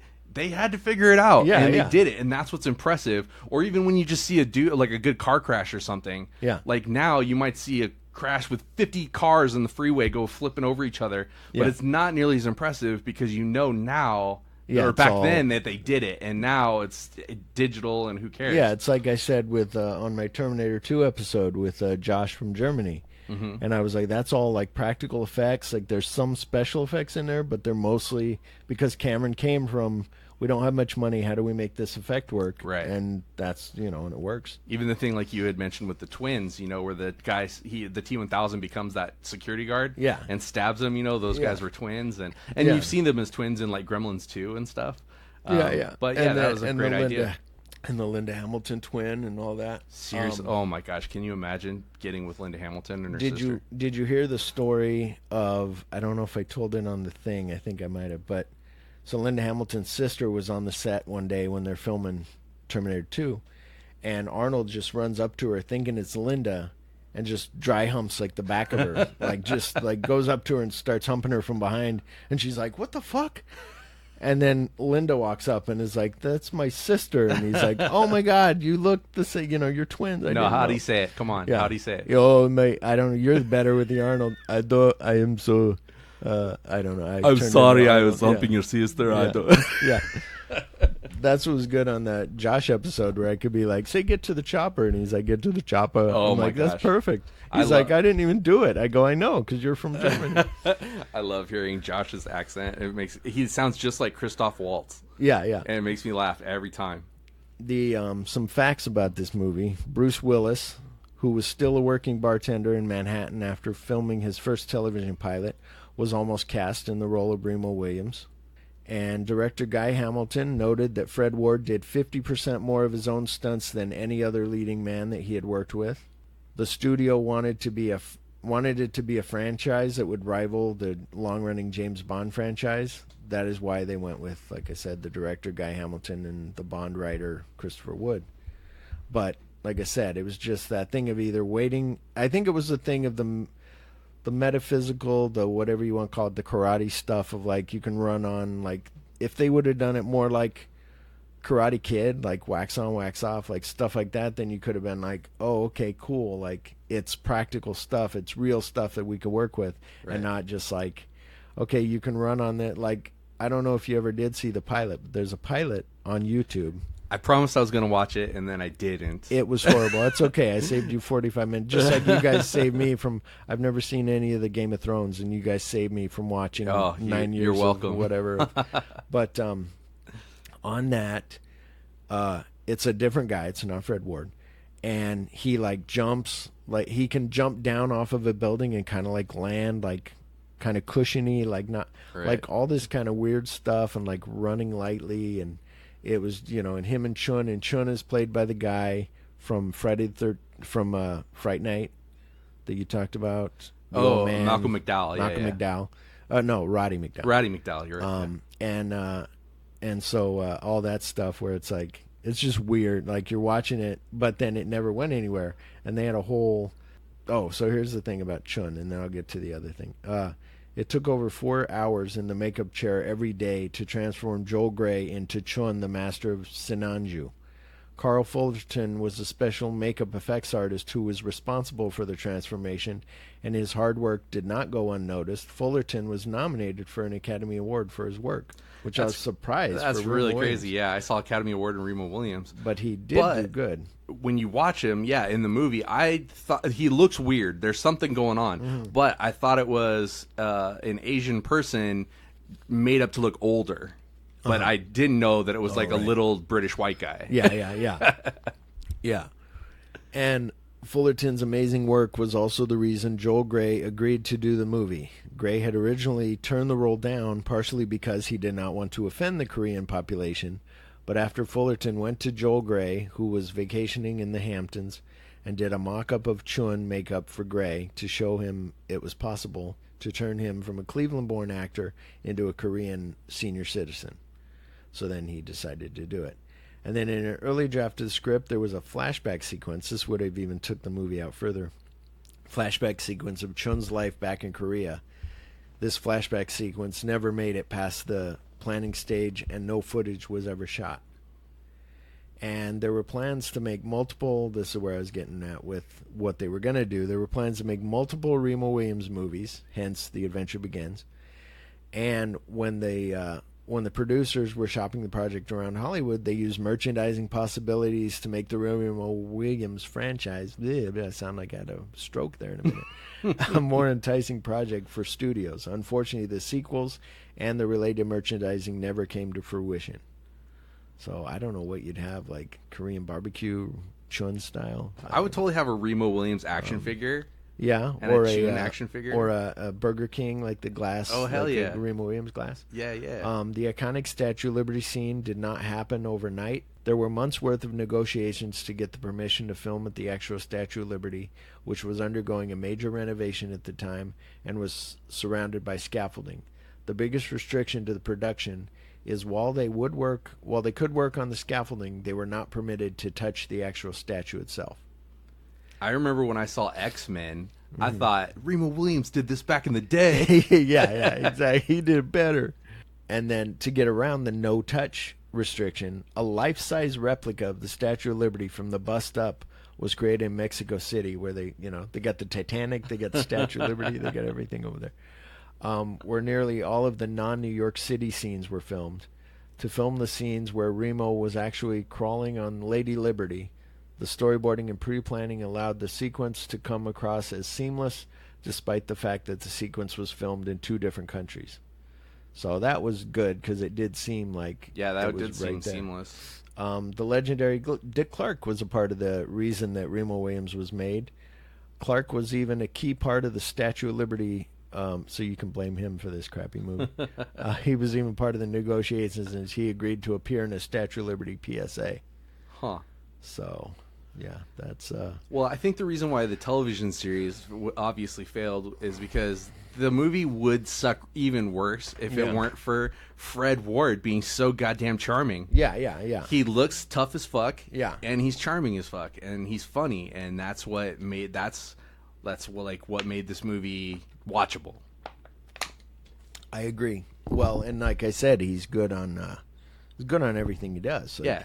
He reminds me of John Barenthal, actually, like where you like he could fuck somebody up for real. Yeah. But and then I read a little bit about him, and he was in the military, and then he's gone all over the world. He was a boxer. He had his nose broken 4 times. That's why his nose looks all busted up. Yeah. And he's like a badass for real. Wow, that's cool. He called himself a wood dropper, which I think is just a fancy way of saying that you're like a lumberjack. Yeah. But yeah, he was like, that was the best that's job his ever Remo had. Williams. He's a wood dropper. Yeah, totally, yeah. No, that's awesome. No, I wish he was in more stuff like now. Like I liked him in Joe Dirt.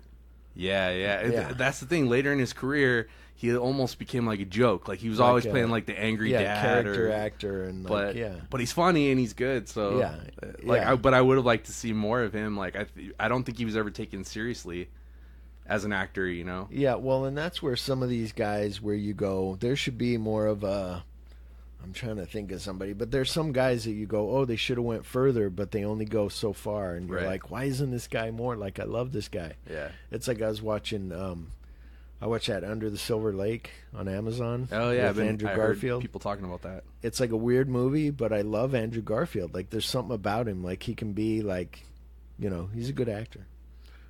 But anyway, I don't know. I've only seen him in crappy Spider-Man, so I don't have anything to... Spider-Man was okay, but yeah, we don't need to go through... I like with the new Spider-Man where they were just like... They didn't even show you, like, he got bit by a spider. Yeah. It was like, boom, we're in it. Like, that's the thing with the Lone Ranger, like all those. You don't need to show, like, how just, here he is, like, you know, start, go, boom. I still think, like, the Lone Ranger's pretty much dead after what Disney did to it, but I would still like to see, like, a good Lone Ranger movie. They did a comic book series that was like rated R kind of comic book series, and that was really good. But the problem, even with that comic book series, is it takes so fucking long. Yeah. Let's just get to the Lone Ranger. We want to see him in the fucking mask and the red bandana, you know, saying "Heil Silver away." Like, exactly. Yeah. Excuse me. I read the first issue of that comic, and then that was free, and then the other ones weren't free. So I didn't read. I got the first 2 collected editions. It was pretty good. Cool. And now on to Tremors from 1990. Natives of a small isolated town defend themselves against strange underground creatures which are killing them one by one. Stars, and I name all these names just in case. I may change the way I do these things. Okay. Because I name all these names just in case we want to go, oh, when, instead of Kevin Bacon, you go, oh, when Valentine was doing this, you know. But no, we usually, when Kevin Bacon and when Fred Ward and, you know. I'm terrible with the character names in the movies, so I always say the actor's names. My wife can pick up, we could watch a movie once and she'll go, oh, he played Jimmy, and I'm like, you remember that guy's name? And she's like, yeah. And I'm like, okay. My wife does this thing where she's like, I've seen that guy somewhere, and I've seen everything, so I know everybody. Yeah. I'm like, that guy's never been in a fucking movie in his life. And she's like, no, he was in something. And I was like, okay, well, name it, and I'll believe you. And she's like, I don't know, but he was in something. And just do that. And I think she's just fucking with me. Yeah. And you're like, damn it. Well, like my wife today, she was like, I was like, who plays Little Bo Peep? And she goes, oh, that's Amy Potts. Annie Potts. I knew I'd get it wrong. And I said, oh, cool. I go, yeah, I can hear it now. And she goes, yeah, she was in The Fosters, which my wife watched. I know Annie Potts from fucking Ghostbusters and Designing Women. Yeah. And my wife's like, oh, she was in The Fosters. She doesn't sound like her. And I go, no, she sounds like Annie Potts, you know. It's like, you know, like I said on the last episode with Chip and I, like, sorry about the glasses thing, Janine. I'll be in my office. But anyway, I love that line. Kevin Bacon is Valentine McKee, which I just watched the 6th one on Netflix. I've watched them all. They're all horrible, except for the first one. And his daughter, it's supposed to be his daughter, Valentine's That's daughter. That's the snow one, isn't it? And yeah, I kind of like that one. And it was okay. I think 5 and 6 were okay, but yeah, it was interesting. Fred Ward as Earl Bass. Finn Carter as Rhonda Lebeck. Sorry. Michael Gross as Burt Gummer. Reba McEntire as Heather Gummer. Robert Jane as Melvin Plug. Victor Wong as Walter Chang. Charlotte Stewart as Nancy. She was in Jurassic Park after this. Did you notice on Chang's, like, number 6? He has a store. He owns a store, and it's called Chang's. Oh, Gummer has it. It's called Walter Chang's whatever. And it's like, oh, that's cool. It's like a nod to whatever. It was written by S.S. Wilson, Brent Maddock, and Ron Underwood did the story, and then S. Wilson and Brent Maddock did the screenplay, and it was directed by Ron Underwood. Now, what's weird about this is, I guess they've been sitting on this movie for a while, because they were going to call it Land Shark, and then then SNL did a Land Shark sketch, and they were like, oh, we can't call it Land Shark, let's call it something else, and they called it Tremors. And it was just, the only thing that I wrote down, the whole movie's good, and we can walk through it in a minute, but the thing that I love is, even though Melvin is an asshole, when Bert says to Melvin, hands him the gun and says, this will make him think twice, and you're like, yeah! And then Melvin's like, all right, and then Melvin's running out there, and he goes to shoot, and he goes, Bert, you asshole! And then he gives it to Bert, there's no bullets in this, and Bert goes, it got you moving, didn't it? Yep. He's like, yeah. So that was cool. What do you, so I've been telling people, so Tremors is, like I would say about Terminator, what you said about those other movies, almost a perfect film.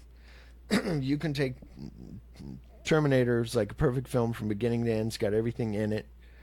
Tremors, like, it's so simple and so good, and then it's like they're in the valley, they try to leave, although you're in a four-wheel drive, you just go around where those where the workers were working on the street. Yeah. But it's like, okay, I buy it. Okay, I'll take that. But yeah, all the stuff with, like, you know, and then them being like losers who just do odd jobs. Yeah. And then, but then, like you said, kind of, then they have to become these heroes that are like, you know, and then when they realize they're in this hero thing, that's when they want to fight for who's going to go for the tractor trailer for the thing. Right. And Fred Ward's like, no, I guess I lose. I guess I'll go. And Kevin Bacon's like, no, see, I'll go because I won. And I'm going to, and he's like, no, or the other way around. And then he, you know, hits him and he runs and you're like, oh, awesome. So, yeah, it was just cool, just their discussion. And we all knew somebody that was like, I'm going to get with a girl. She's got to be a Mexican girl. She's got to be, you know, a beautiful white blonde girl that's this much. Like that. See that stripper right there? That's going to be my wife. She's going to, and you're like, dude, bring your thing down a little bit. Be more, you know, realistic. When you get a girl, then you can talk about the girl. Yeah, exactly. Yeah. I used to have a friend of mine. He was like, oh, dude, this girl likes me a lot. Really? Where does she work? Oh, she works at the strip club, but I go and see her every Tuesday. I paid $200. I take $200 with me. I withdraw the money. I get over there. I give her the money. She loves me. Yeah, she's great. I go, she fucking loves you because you're giving her money. No, there's more to it. You don't understand. Okay. Yeah, I understand paying bills. I had a friend who, he was the strippers love me guy, but his goal then was to get a stripper to tell her her real name. Oh, so yeah. If she would be like, she told me her real name, bro, and I was like, dude, she fucking could have said anything. Yeah. As long as it wasn't like Dynasty or Crystal or something. Like, exactly. Like, my name's June. Yeah, my name's Jan. Oh, okay, yeah, that's her real name, dude. She fucking loves me for real. You're the guy with the sweatpants and no underwear. And you're like, come over here, and they're like, oh, this guy again. It's a compliment if you have a boner.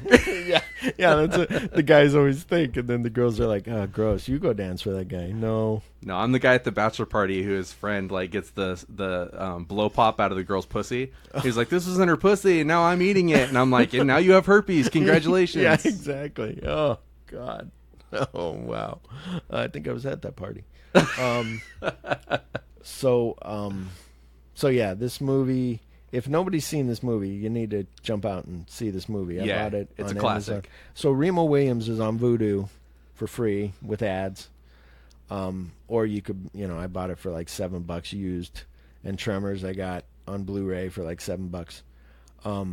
But yeah, there's just something about like the way it starts, and then you don't really know that other, you know, they had another beginning with that homeless guy or whatever that was wandering through town, right? And his mule gets killed like right away.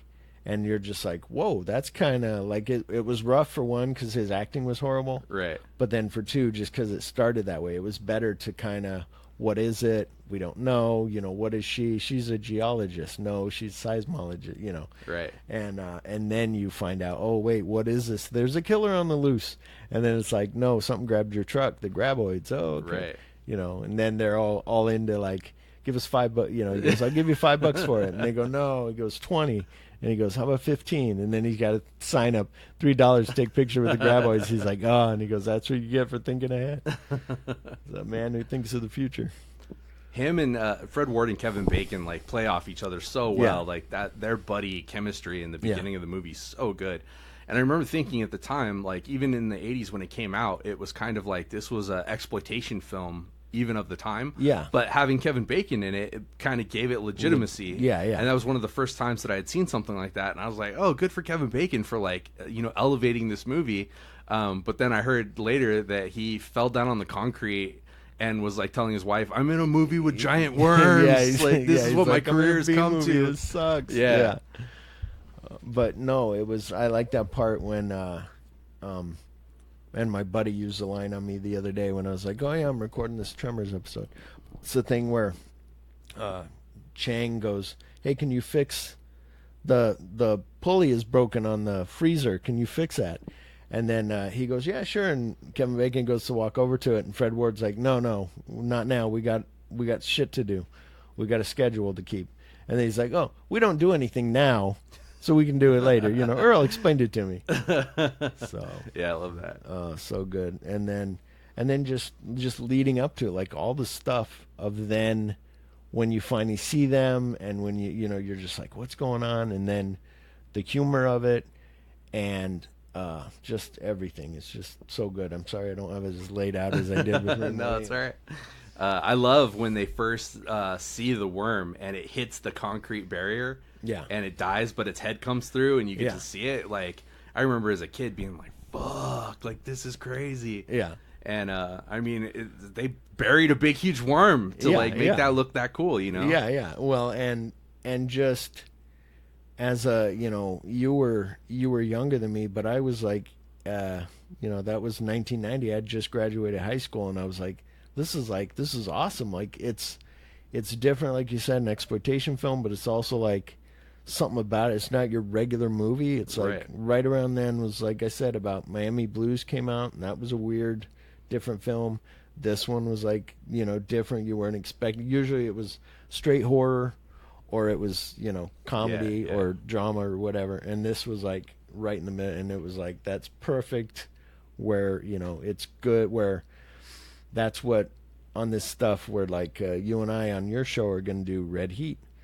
And I said, okay. And I'm thinking like, should I buy the movie? And I'm like, well, yeah, I should, because it's part of my growing up and watching. Right. But then also you own it, and then you go, it sits on the shelf and you don't watch it. Right. You go, do I need it? But then you go, yeah, I should have it. It's like I used to own Last Starfighter. Then I got rid of it. And now I'm like, no, I need to buy it again and keep it, because it's a great movie. Yeah. I have some facts here, and then whatever you might think of.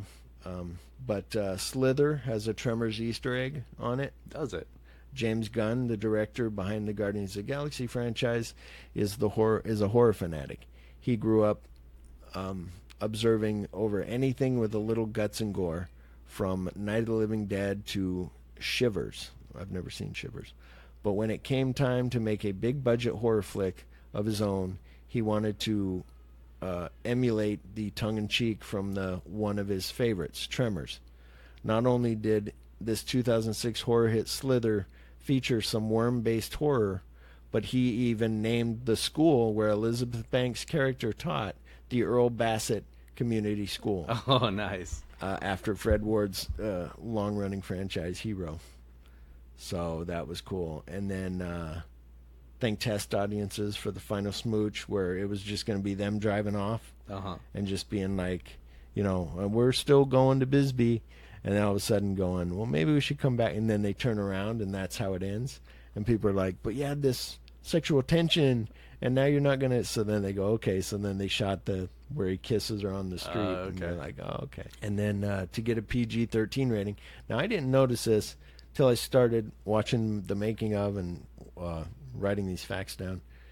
It had a PG-13 rating because the F word did not fly. And I didn't know all the mother humpers, like all that. Like, that's ADR. That I didn't even think about ADR for anybody, additional dialogue recording. I thought it was just the way that it was made. But they were supposed to say, like, the only time he says motherfuckers, when the thing hits the concrete, and he goes, fuck you. And that's what he said. And so, but other than that, every time they're like, when Gummer calls and goes, we killed that mother humper. Right. And he goes, well, I want to tell you, there's 2 more Mother Humpers. I repeat, 2 more Mother Humpers. And you're like, okay, and it's kind of weird, but you're like, okay, I'll go with it. Yeah. And if you really watch, you can see how his mouth says fucker, but it says humper. I never noticed and that. so it's like, yeah, so I was like, oh my God, I didn't even notice. But it's pretty funny. The other thing when a guy said, I don't know if you ever saw Thelma and Louise, but when they blow up the diesel truck and the guy goes, before they do that, he's like, fuck that and fuck you. Yeah. And then they just get out and blow up his truck and you're like, awesome. But yeah, I like that guy. The original opening was creepier. I talked about that because they attack like he goes in, his mule's gone, and they got like all this stuff going on. The whole, like he puts him in a wooden barn, and then everything's shaking in the barn, but you don't see him being attacked. But, right. Interesting. Michael Gross's transition from sitcom dad to worm-killing warrior took 1 day. So he had just finished, had wrapped on, the end of Family Ties. Right. And then the next day was Burt Gummer. That's and awesome. In Tremors. Such opposite characters. And, yeah. And it's like, wow, And so then he weird. turned that into his career. Yeah. I mean, he's still doing them in 2019. He was even in, I watched Anger Management with Charlie Sheen. Like, he was in one of those episodes. He was like a prisoner, and it was just weird. Shooting the movie gave Kevin Bacon sleeping nightmares, where they say he woke up one day, and I don't know if this is from this movie or just him having anxiety, but he picked up his pregnant wife and would walk out to the middle of the street with her, carrying her. Weird. I got to get you out of here. And she'd be like, honey, you're dreaming. And he'd be like, what? Oh. And it's like, is that because you're afraid of tremors? Or what? Finn Carter Finn Carter refused to rehearse the depantsing scene. She was just like, I want to do it fresh. So then when she's all tangled up and he's like, take off your pants. And she's like, okay. And that's another one where, in a way, as a movie person like you and me, where you go, oh, did they have to show her in panties? So they said take it off. But it makes it work better. But also because of you're going, oh, that's natural thing. If you're tangled up, although you're still tangled up, how do you get the pants past your shoes? Yeah, when I saw that, I was just like, wow, that wouldn't fly in a movie today. And an actress would probably raise her hand and be like, do I really have to take my pants off then run in my undies? Exactly. But she did have the gnarliest granny panties. They didn't try to make them sexy. Yeah, well, that's on Alien from '79 when Sigourney Weaver strips down to get into the suit at the end when she's on the escape pod, and then you're looking at her panties and they're halfway down her crack of her ass, and you're like, oh, these are old underwear. These aren't sexy underwear. This is just a woman in her underwear. That's all it is. Yep. That's how they look. And then I told you about the SNL sketch when they were working on that, so they didn't call it Land Shark. It's funny, I actually wrote a script called Land Shark, and it was about great whites that grow legs and arms and come out of the ocean. Interesting. Yeah. That's cool. Yeah, I turned it in, and it got denied immediately. Really? From a producer, but yeah. See, at least you went further than me. I would always write these scripts, and then my friend goes, should send it in. And I go, nah. And he goes, worst they're going to say is no. And I go, yeah, you're right. And then I wouldn't send it in. I did this whole D.B. Cooper thing, and I'll explain to you later, but it was D.B. Cooper was hiring this group of guys to hijack a plane again. And I was going to incorporate the real Swiss Air flight that went down. And I was incorporating all this, and then in the end, you realize that it is D.B. Cooper that hired him, and all Spoiler alert. Yeah.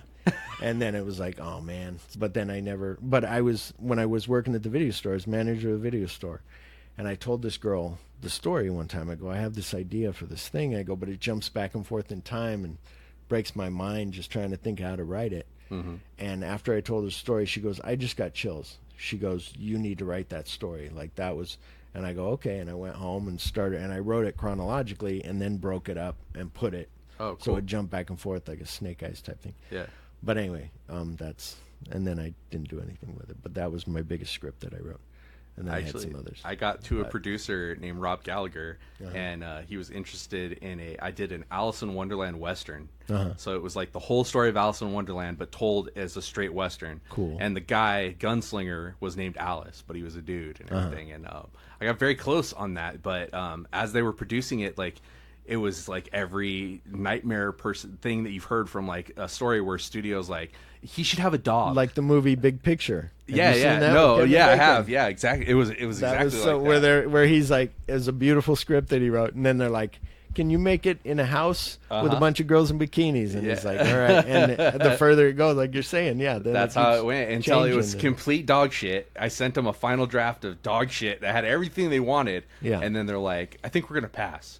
But what else have you got? Because we like the way your mind works. So I was like, well, I had this one, and I literally like had wrote this script and like gave him your favorite, like your baby. Well, yeah, my baby was the first one, and the second one was Land Sharks, was just the craziest idea that I ever come up with. Like, literally, there's a scene where a dude is, like, boning this girl from behind on the beach, and they're doing it doggy style, and the shark comes up onto the beach, it bites him, and it pours all over her back, and she's like, oh, baby. It was that disgusting and wrong. But, they turned that down off the first draft. Yeah. Well, again, what actress is going to go, wait, do we need that? Well, yeah, it kind of works. Yeah, but it's kind of, it's, well, that's like, that's where I believe in, although it takes money to get things going, as you and I've discussed and you've talked about on your show, is I love Eastman and Laird because they were like, we want to do a comic book. Nobody fuck it. Turtles that fight karate and speak? Yeah. Well, let's just fucking put it out of our garage. Okay. Yep. And they do. And what happens? You know, Apple computers. Let's do it in our garage. Now what happens? We're recording on an Apple computer. Like, okay. Yep. And it's that stuff of like, sometimes you got these weird stories that you go, I want to tell this. And sometimes you just got to go, fuck it, I'll do it, you know. Right. But yeah, the car scene was supposed to be more epic, but they had problems with it sinking. Like the ground that they had, the dirt they had wasn't, it was made of this other dirt, but he said it was too hard to get the car down. Right. So it was going to be her kicking out the front window, climbing up on the car, and then it gets sucked down with her on it. But they couldn't do that. So of course, like you and I know from just, well, you've made movies. I started to make a movie once, but you know that when you're in a box, you go, well, what do we have? Yeah. So you do the headlights shining up in the sky and then disappearing. That's perfect. And like, it looks cheesy, but I love that scene. It sticks in my head. Yeah. You know? Yeah. You don't need, that shows everything. The car got taken. Like, boom, she's in it. Boom. Yeah. That's where it's like, I've said it before, but I'll say it again for you in case you didn't hear me say it on whatever episode it was. Robert Rodriguez, they had asked him one time, like, oh, on El Mariachi, he was speaking at college. On El Mariachi, you have that dog in the back riding on the motorcycle. Is that because showing that now the mariachi has become a monster and become an animal and he's like a dog? He goes, no. He said, my buddy Carlos had a dog. I said, it's a cool dog. I want to put him in the movie. Put him in the movie. Yeah. Sometimes things just happen to happen. It was the same thing with the turtle. They're like, what does the turtle mean to the story? And he's like, I had a buddy with a fucking turtle. I thought, let's put it in the road and film it. It'll look cool. Yeah, exactly. Yeah. Oh, so good. I used to, this is a total side story, but when I worked at the video store, I worked at a video store also. Which one? I was working at the Video Update? Or? No. I worked at Video Update. It was when grocery stores had video sections. Oh, yeah. I worked at Albertsons, and I ran the video department. And it would be boring during the day, like on a weekday. Nobody was in there, you know? So I would take Robert Rodriguez's book, Rebel Without a Crew, because I was learning how to be a filmmaker. Badass book. Everybody go get that fucking book. That inspired me so much that I did nothing. But the book, like, fucking legit, It taught me how to do so many different things, like Steadicam with a wheelchair. Yeah. I would have never thought of that kind of stuff, you know. And it inspired me because you made a movie for $7,000, you know. So I was like, I can do this. But I would get in trouble if I was doing anything I wasn't supposed to do. So I would take that book, I'd open it up, and I'd put it inside the printer, and I'd be reading it inside my printer, and I had just enough room where the paper went in to flip the page. Oh, yeah. And and I would read that book while I was working. That's funny. Yeah. No, that's a good book, and inspiring. We should do a Robert. I didn't know that you read that book. Not many people read that book, so that's awesome. Yeah, it's a must-have for any wannabe filmmaker. The Graboid design was originally far more phallic. Like, they sent pictures to, like, production, and production was all the girls that would get that on the fax machines were like, they would all giggle and laugh as they're passing it to each other, and they were like, what's going on? And they go, that's too phallic. Like, all these things that are coming out of the mouth were like heads of penises and, you know, just, or no, maybe the whole worm look like a big head of a cock, and they were like, that's not right. So then they changed it to they could have make called it more. cockoids. Yeah, exactly. Yeah. Well, where were those ladies on Starship Troopers when the fucking thing at the end looked like a big old snatch with juice coming out of it? Yeah, exactly. Well, and speaking of weird movies, I was thinking of that earlier when you were just talking. They made that movie Killer Vagina or whatever it's called, where it bites people's dicks off. Oh, Teeth. Is that what it's called? Yeah, Teeth. Yeah, it's had different names, but that's probably the one. We're gonna do an episode on Teeth for sure. Yeah, okay. But yeah, it's just a weird movie.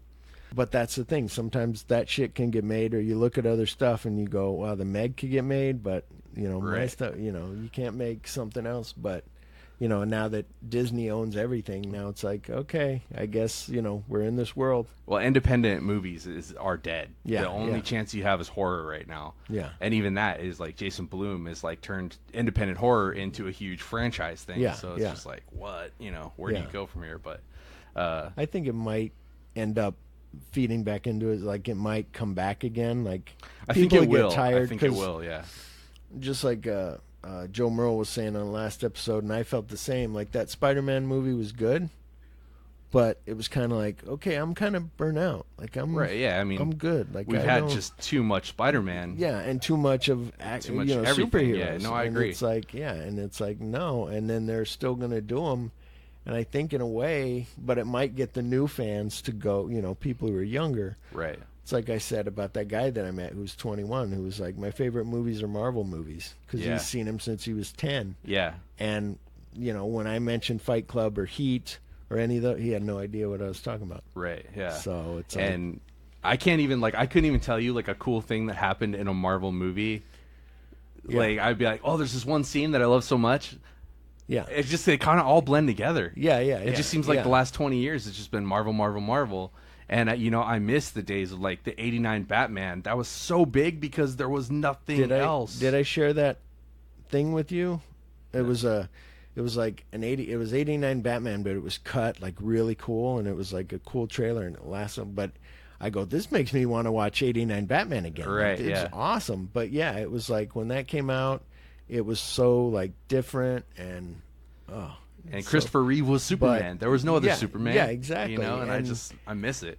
Well, and I've talked about on here, the stuff that that I like as a kid growing up, and even as an adult, is those moments like when I was watching Tremors. I've watched it twice now when we talked about doing this. But the first time watching it again, I forgot about him handing Melvin that gun. Mm-hmm. When he hands Melvin that gun and says, "Here you go, this will make him think twice." And I'm going, fuck yeah! And I've seen the movie already, but I'm like, yeah. And then when he's running, he goes to shoot. I'm like, oh yeah, he didn't give him bullets. Of course, he's a kid. Why would you give the kid bullets? Right. And then stuff like that make you those hero moments that are awesome. It's like, even though you shit on that Andrew Garfield Spider-Man movie, I loved that second one when Rhino shows up. And that kid is standing there because Spider-Man's been gone. Right. And that kid's standing there in his little mask, and Spider-Man walks up and goes, how about I take this one? Yeah, no, that was a good moment. I just got chills right now. And you're like, fucking yes, go do it. Oh, so John McClane tying up the fucking hose. Yeah, he's going to have to jump off the building. John? What the fuck are you doing, John? Yeah, dude. It's moments like that are few and far between anymore, because it's big, huge action spectacles. Instead, you just need that one moment where you're like, "Oh, dude, fuck yeah, man, this is gonna be fucking badass," you know. Well, and even on, I'm wearing my Big Trouble in Little China shirt. Stuff like when he's like, when he shoots up in the air and all the shit falls down and knocks him down, stuff like that is just great. But now it's like, no, we don't need that. Cut this, Yeah, the moments that we love are the ones that get cut first now because they're like, oh, that's just a funny little moment. But yeah, and it's like that builds the character to make him, more. Exactly. But yeah, it's just. But yeah, you got anything else? I could talk for hours. I could talk for hours too. I was trying to think of some other cool moments in movies, like the Last Starfighter. I love when he's playing the game; he's so good. And then when Rilo shows up, and he's like, or no, Rilo's the planet. Welcome to Rilos, my boy. I am Centauri. I don't know. Anyway, when the guy shows up and says, "You beat the game," right, and it's like his King Arthur thing, and you're like, "Oh my God, like that's so cool." Right. And then when he's learning how to fly, and he's telling him, "Don't touch the button, don't touch that button," and then when he goes, "That's called Death Blossom," he's like, "Don't touch it." And then all of a sudden he goes, "Okay, do it," and and the whole thing fucking spins and kills everybody, and you're like, "Fucking yes!" Like so awesome. Like, oh, so good. I miss just the whole storyline of like the kid or the loser, the down on his luck person, and then they do something extraordinary. Yeah. And like I miss that storyline, and that was such an 80s thing, whether it was I'm getting in a DeLorean and I'm going back to the future, or Karate me and Kid, my buddies, even though they the say Goonies Karate Kid is the bully. Oh yeah. And, you know. Did you see Cobra Kai? No, not yet. It's good, dude. Yeah, check it out if you're a Karate Kid fan for sure. But yeah, all that stuff of it's like him, like Alex going to space, and then all of a sudden he's like, now I'm the last starfighter. Everybody else is dead, and now and just all that, and how the stakes are so high where they're like, oh, the others have died. Like all these people are in here from other, galaxies and stuff, and then you kind of have that with Guardians of the Galaxy, but then you're missing those moments. Yeah. And we just did on my podcast, the Talking Poop podcast. Yeah. They don't just talk poop. Although on his show I talked about a kid who I almost fed his own poop. But anyway, that's true. You did get a poop story. Yeah. I have several. Yeah, on my podcast, we just did The Last Jedi, and we were like, where were the iconic moments? Yeah. You had everything you needed to make this great movie. Yeah. And it just falls flat because there's none of those moments are in there. Well, and the only big moment was that moment of her going through that starship, and all the sound went away. Mm-hmm. And you're like, oh, she's a bitch. I don't like her. I wish Bruce Stern would have aborted her. But you're like, wow, that was bad. You're just like, I wish she was like, I don't like her. And then when she turns the ship around, you're like, oh shit, what's going on? And then you're like, my buddy goes, I saw the best thing I've ever seen in any movie or any Star Wars movie, and it was that scene. But that's the only one. The other thing, though, on the other end of that, which I'm sure you guys discuss, is part of that was like, I'm going to take everything and put it on its head. But my thing is, don't take my childhood and do that. Do that with one of your other Star Wars movies. Exactly. Because what I did expect is your stereotypical, when he's going to kill that thing at the very end, he's going to run right into the big beam. And all of a sudden she heads over and knocks him out of the way. But you think he's sacrificing himself. Right. And that's what's going to happen. And that would have been the powerful moment. And in a way, yes. But also they spun it on its head. So you're kind of like, so I can get of like, okay, you spun on his head, but yes, you want those great moments. You want the best moment, Return of the Jedi. One of the best moments in my all-time 20 or 10 favorite movie moments is Return of the Jedi. Luke is there getting ready to jump into the Sarlacc pit, and all of a sudden he jumps, bounces off the thing, R2 shoots him the lightsaber, like fucking fully like, erect at 8 years old. Yes, exactly. That's one of those amazing Mommy, moments. What's happening?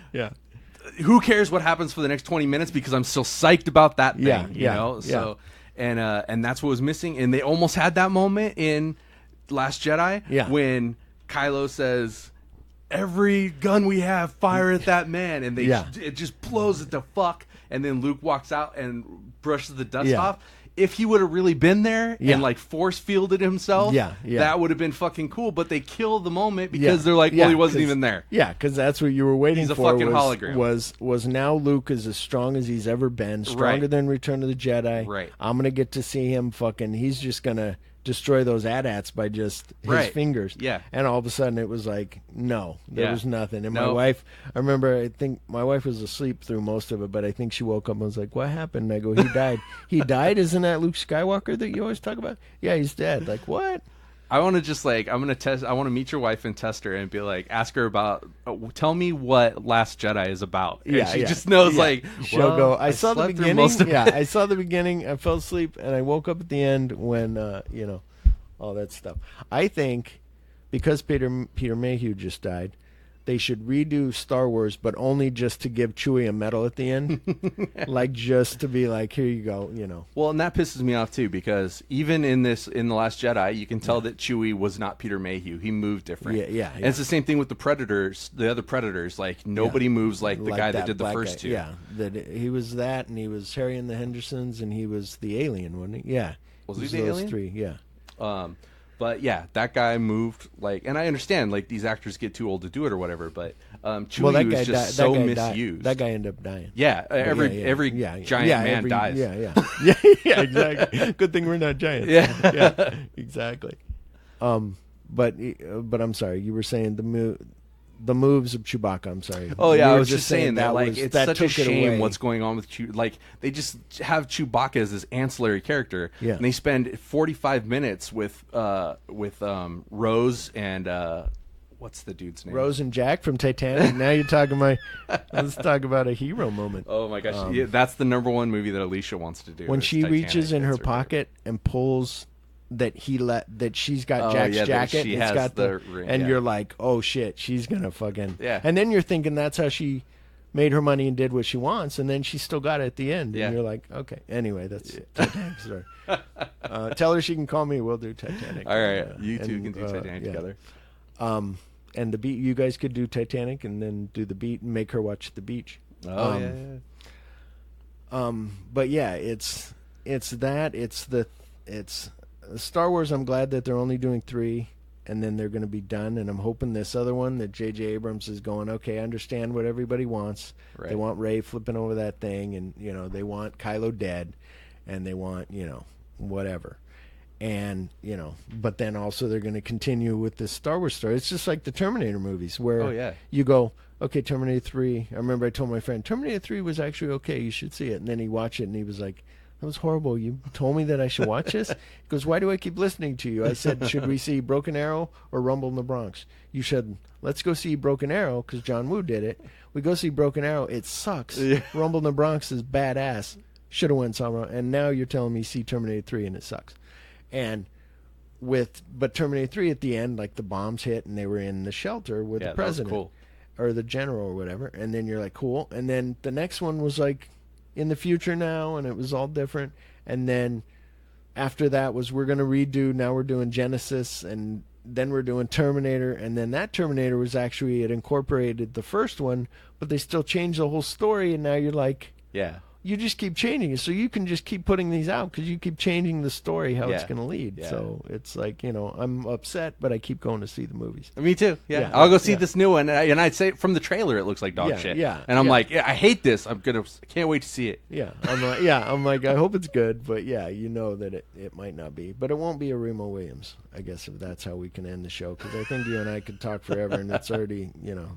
We got 6 minutes before his wife comes in here and yells at us. It's past our bedtime. That's right. His bedtime. I'll be up all night watching Japanese movies. He's like, you got to read a movie? I don't think so. Or I watch those. I showed him, we were talking about inappropriate Hollywood. We'll end on this. So I just showed Jason a picture of, it was a 1919 movie with Harold Lloyd. He doesn't watch any silent movies. But it was Harold Lloyd next to this woman who was a maid, who the guy came and took, Harold Lloyd's girlfriend, and replaced her with the maid because he had done that to the other guy. But the maid was blackface guy playing a female maid with big white lips, like just black all around except for like his lips and almost up to his nose was just fully open. And that was supposed to pass. Like, why not just get... I've seen... There's movies like Birth of a Nation and all those that have black actors in them or black extras. Like, why can't you just, you know, Hattie McDowell, 1939, wins an Oscar for Gone with the Wind. But 20 years before that, we got to have, you know, it's like, oh my gosh. And I sent it to my friend Brant, and Brant's like, I erase that right away. I don't want the Apple bigwigs being like, oh you're racist. On my phone. Yeah, exactly. I'm like, oh, I guess I can see that, but... Anyway, okay. Well, thank you for being on my show. It was a pleasure. This is the first time I've been on another podcast. So. Well, good. See, and the good thing is, so one time, I forget if it was you or somebody else was like, so do you edit your show? And I'm like, no, we just bullshit about the show, and then I just put it out. Right. And then with you, when I did yours, I felt bad because it was your show and I'm talking for like 75% of it. And you're like, I had to edit out like an hour. That was 3 hours. And I'm like, oh my God, really? So anyway, well, thank you for being on. Until next time, I'm Phillip. And until whenever, I'm Jason.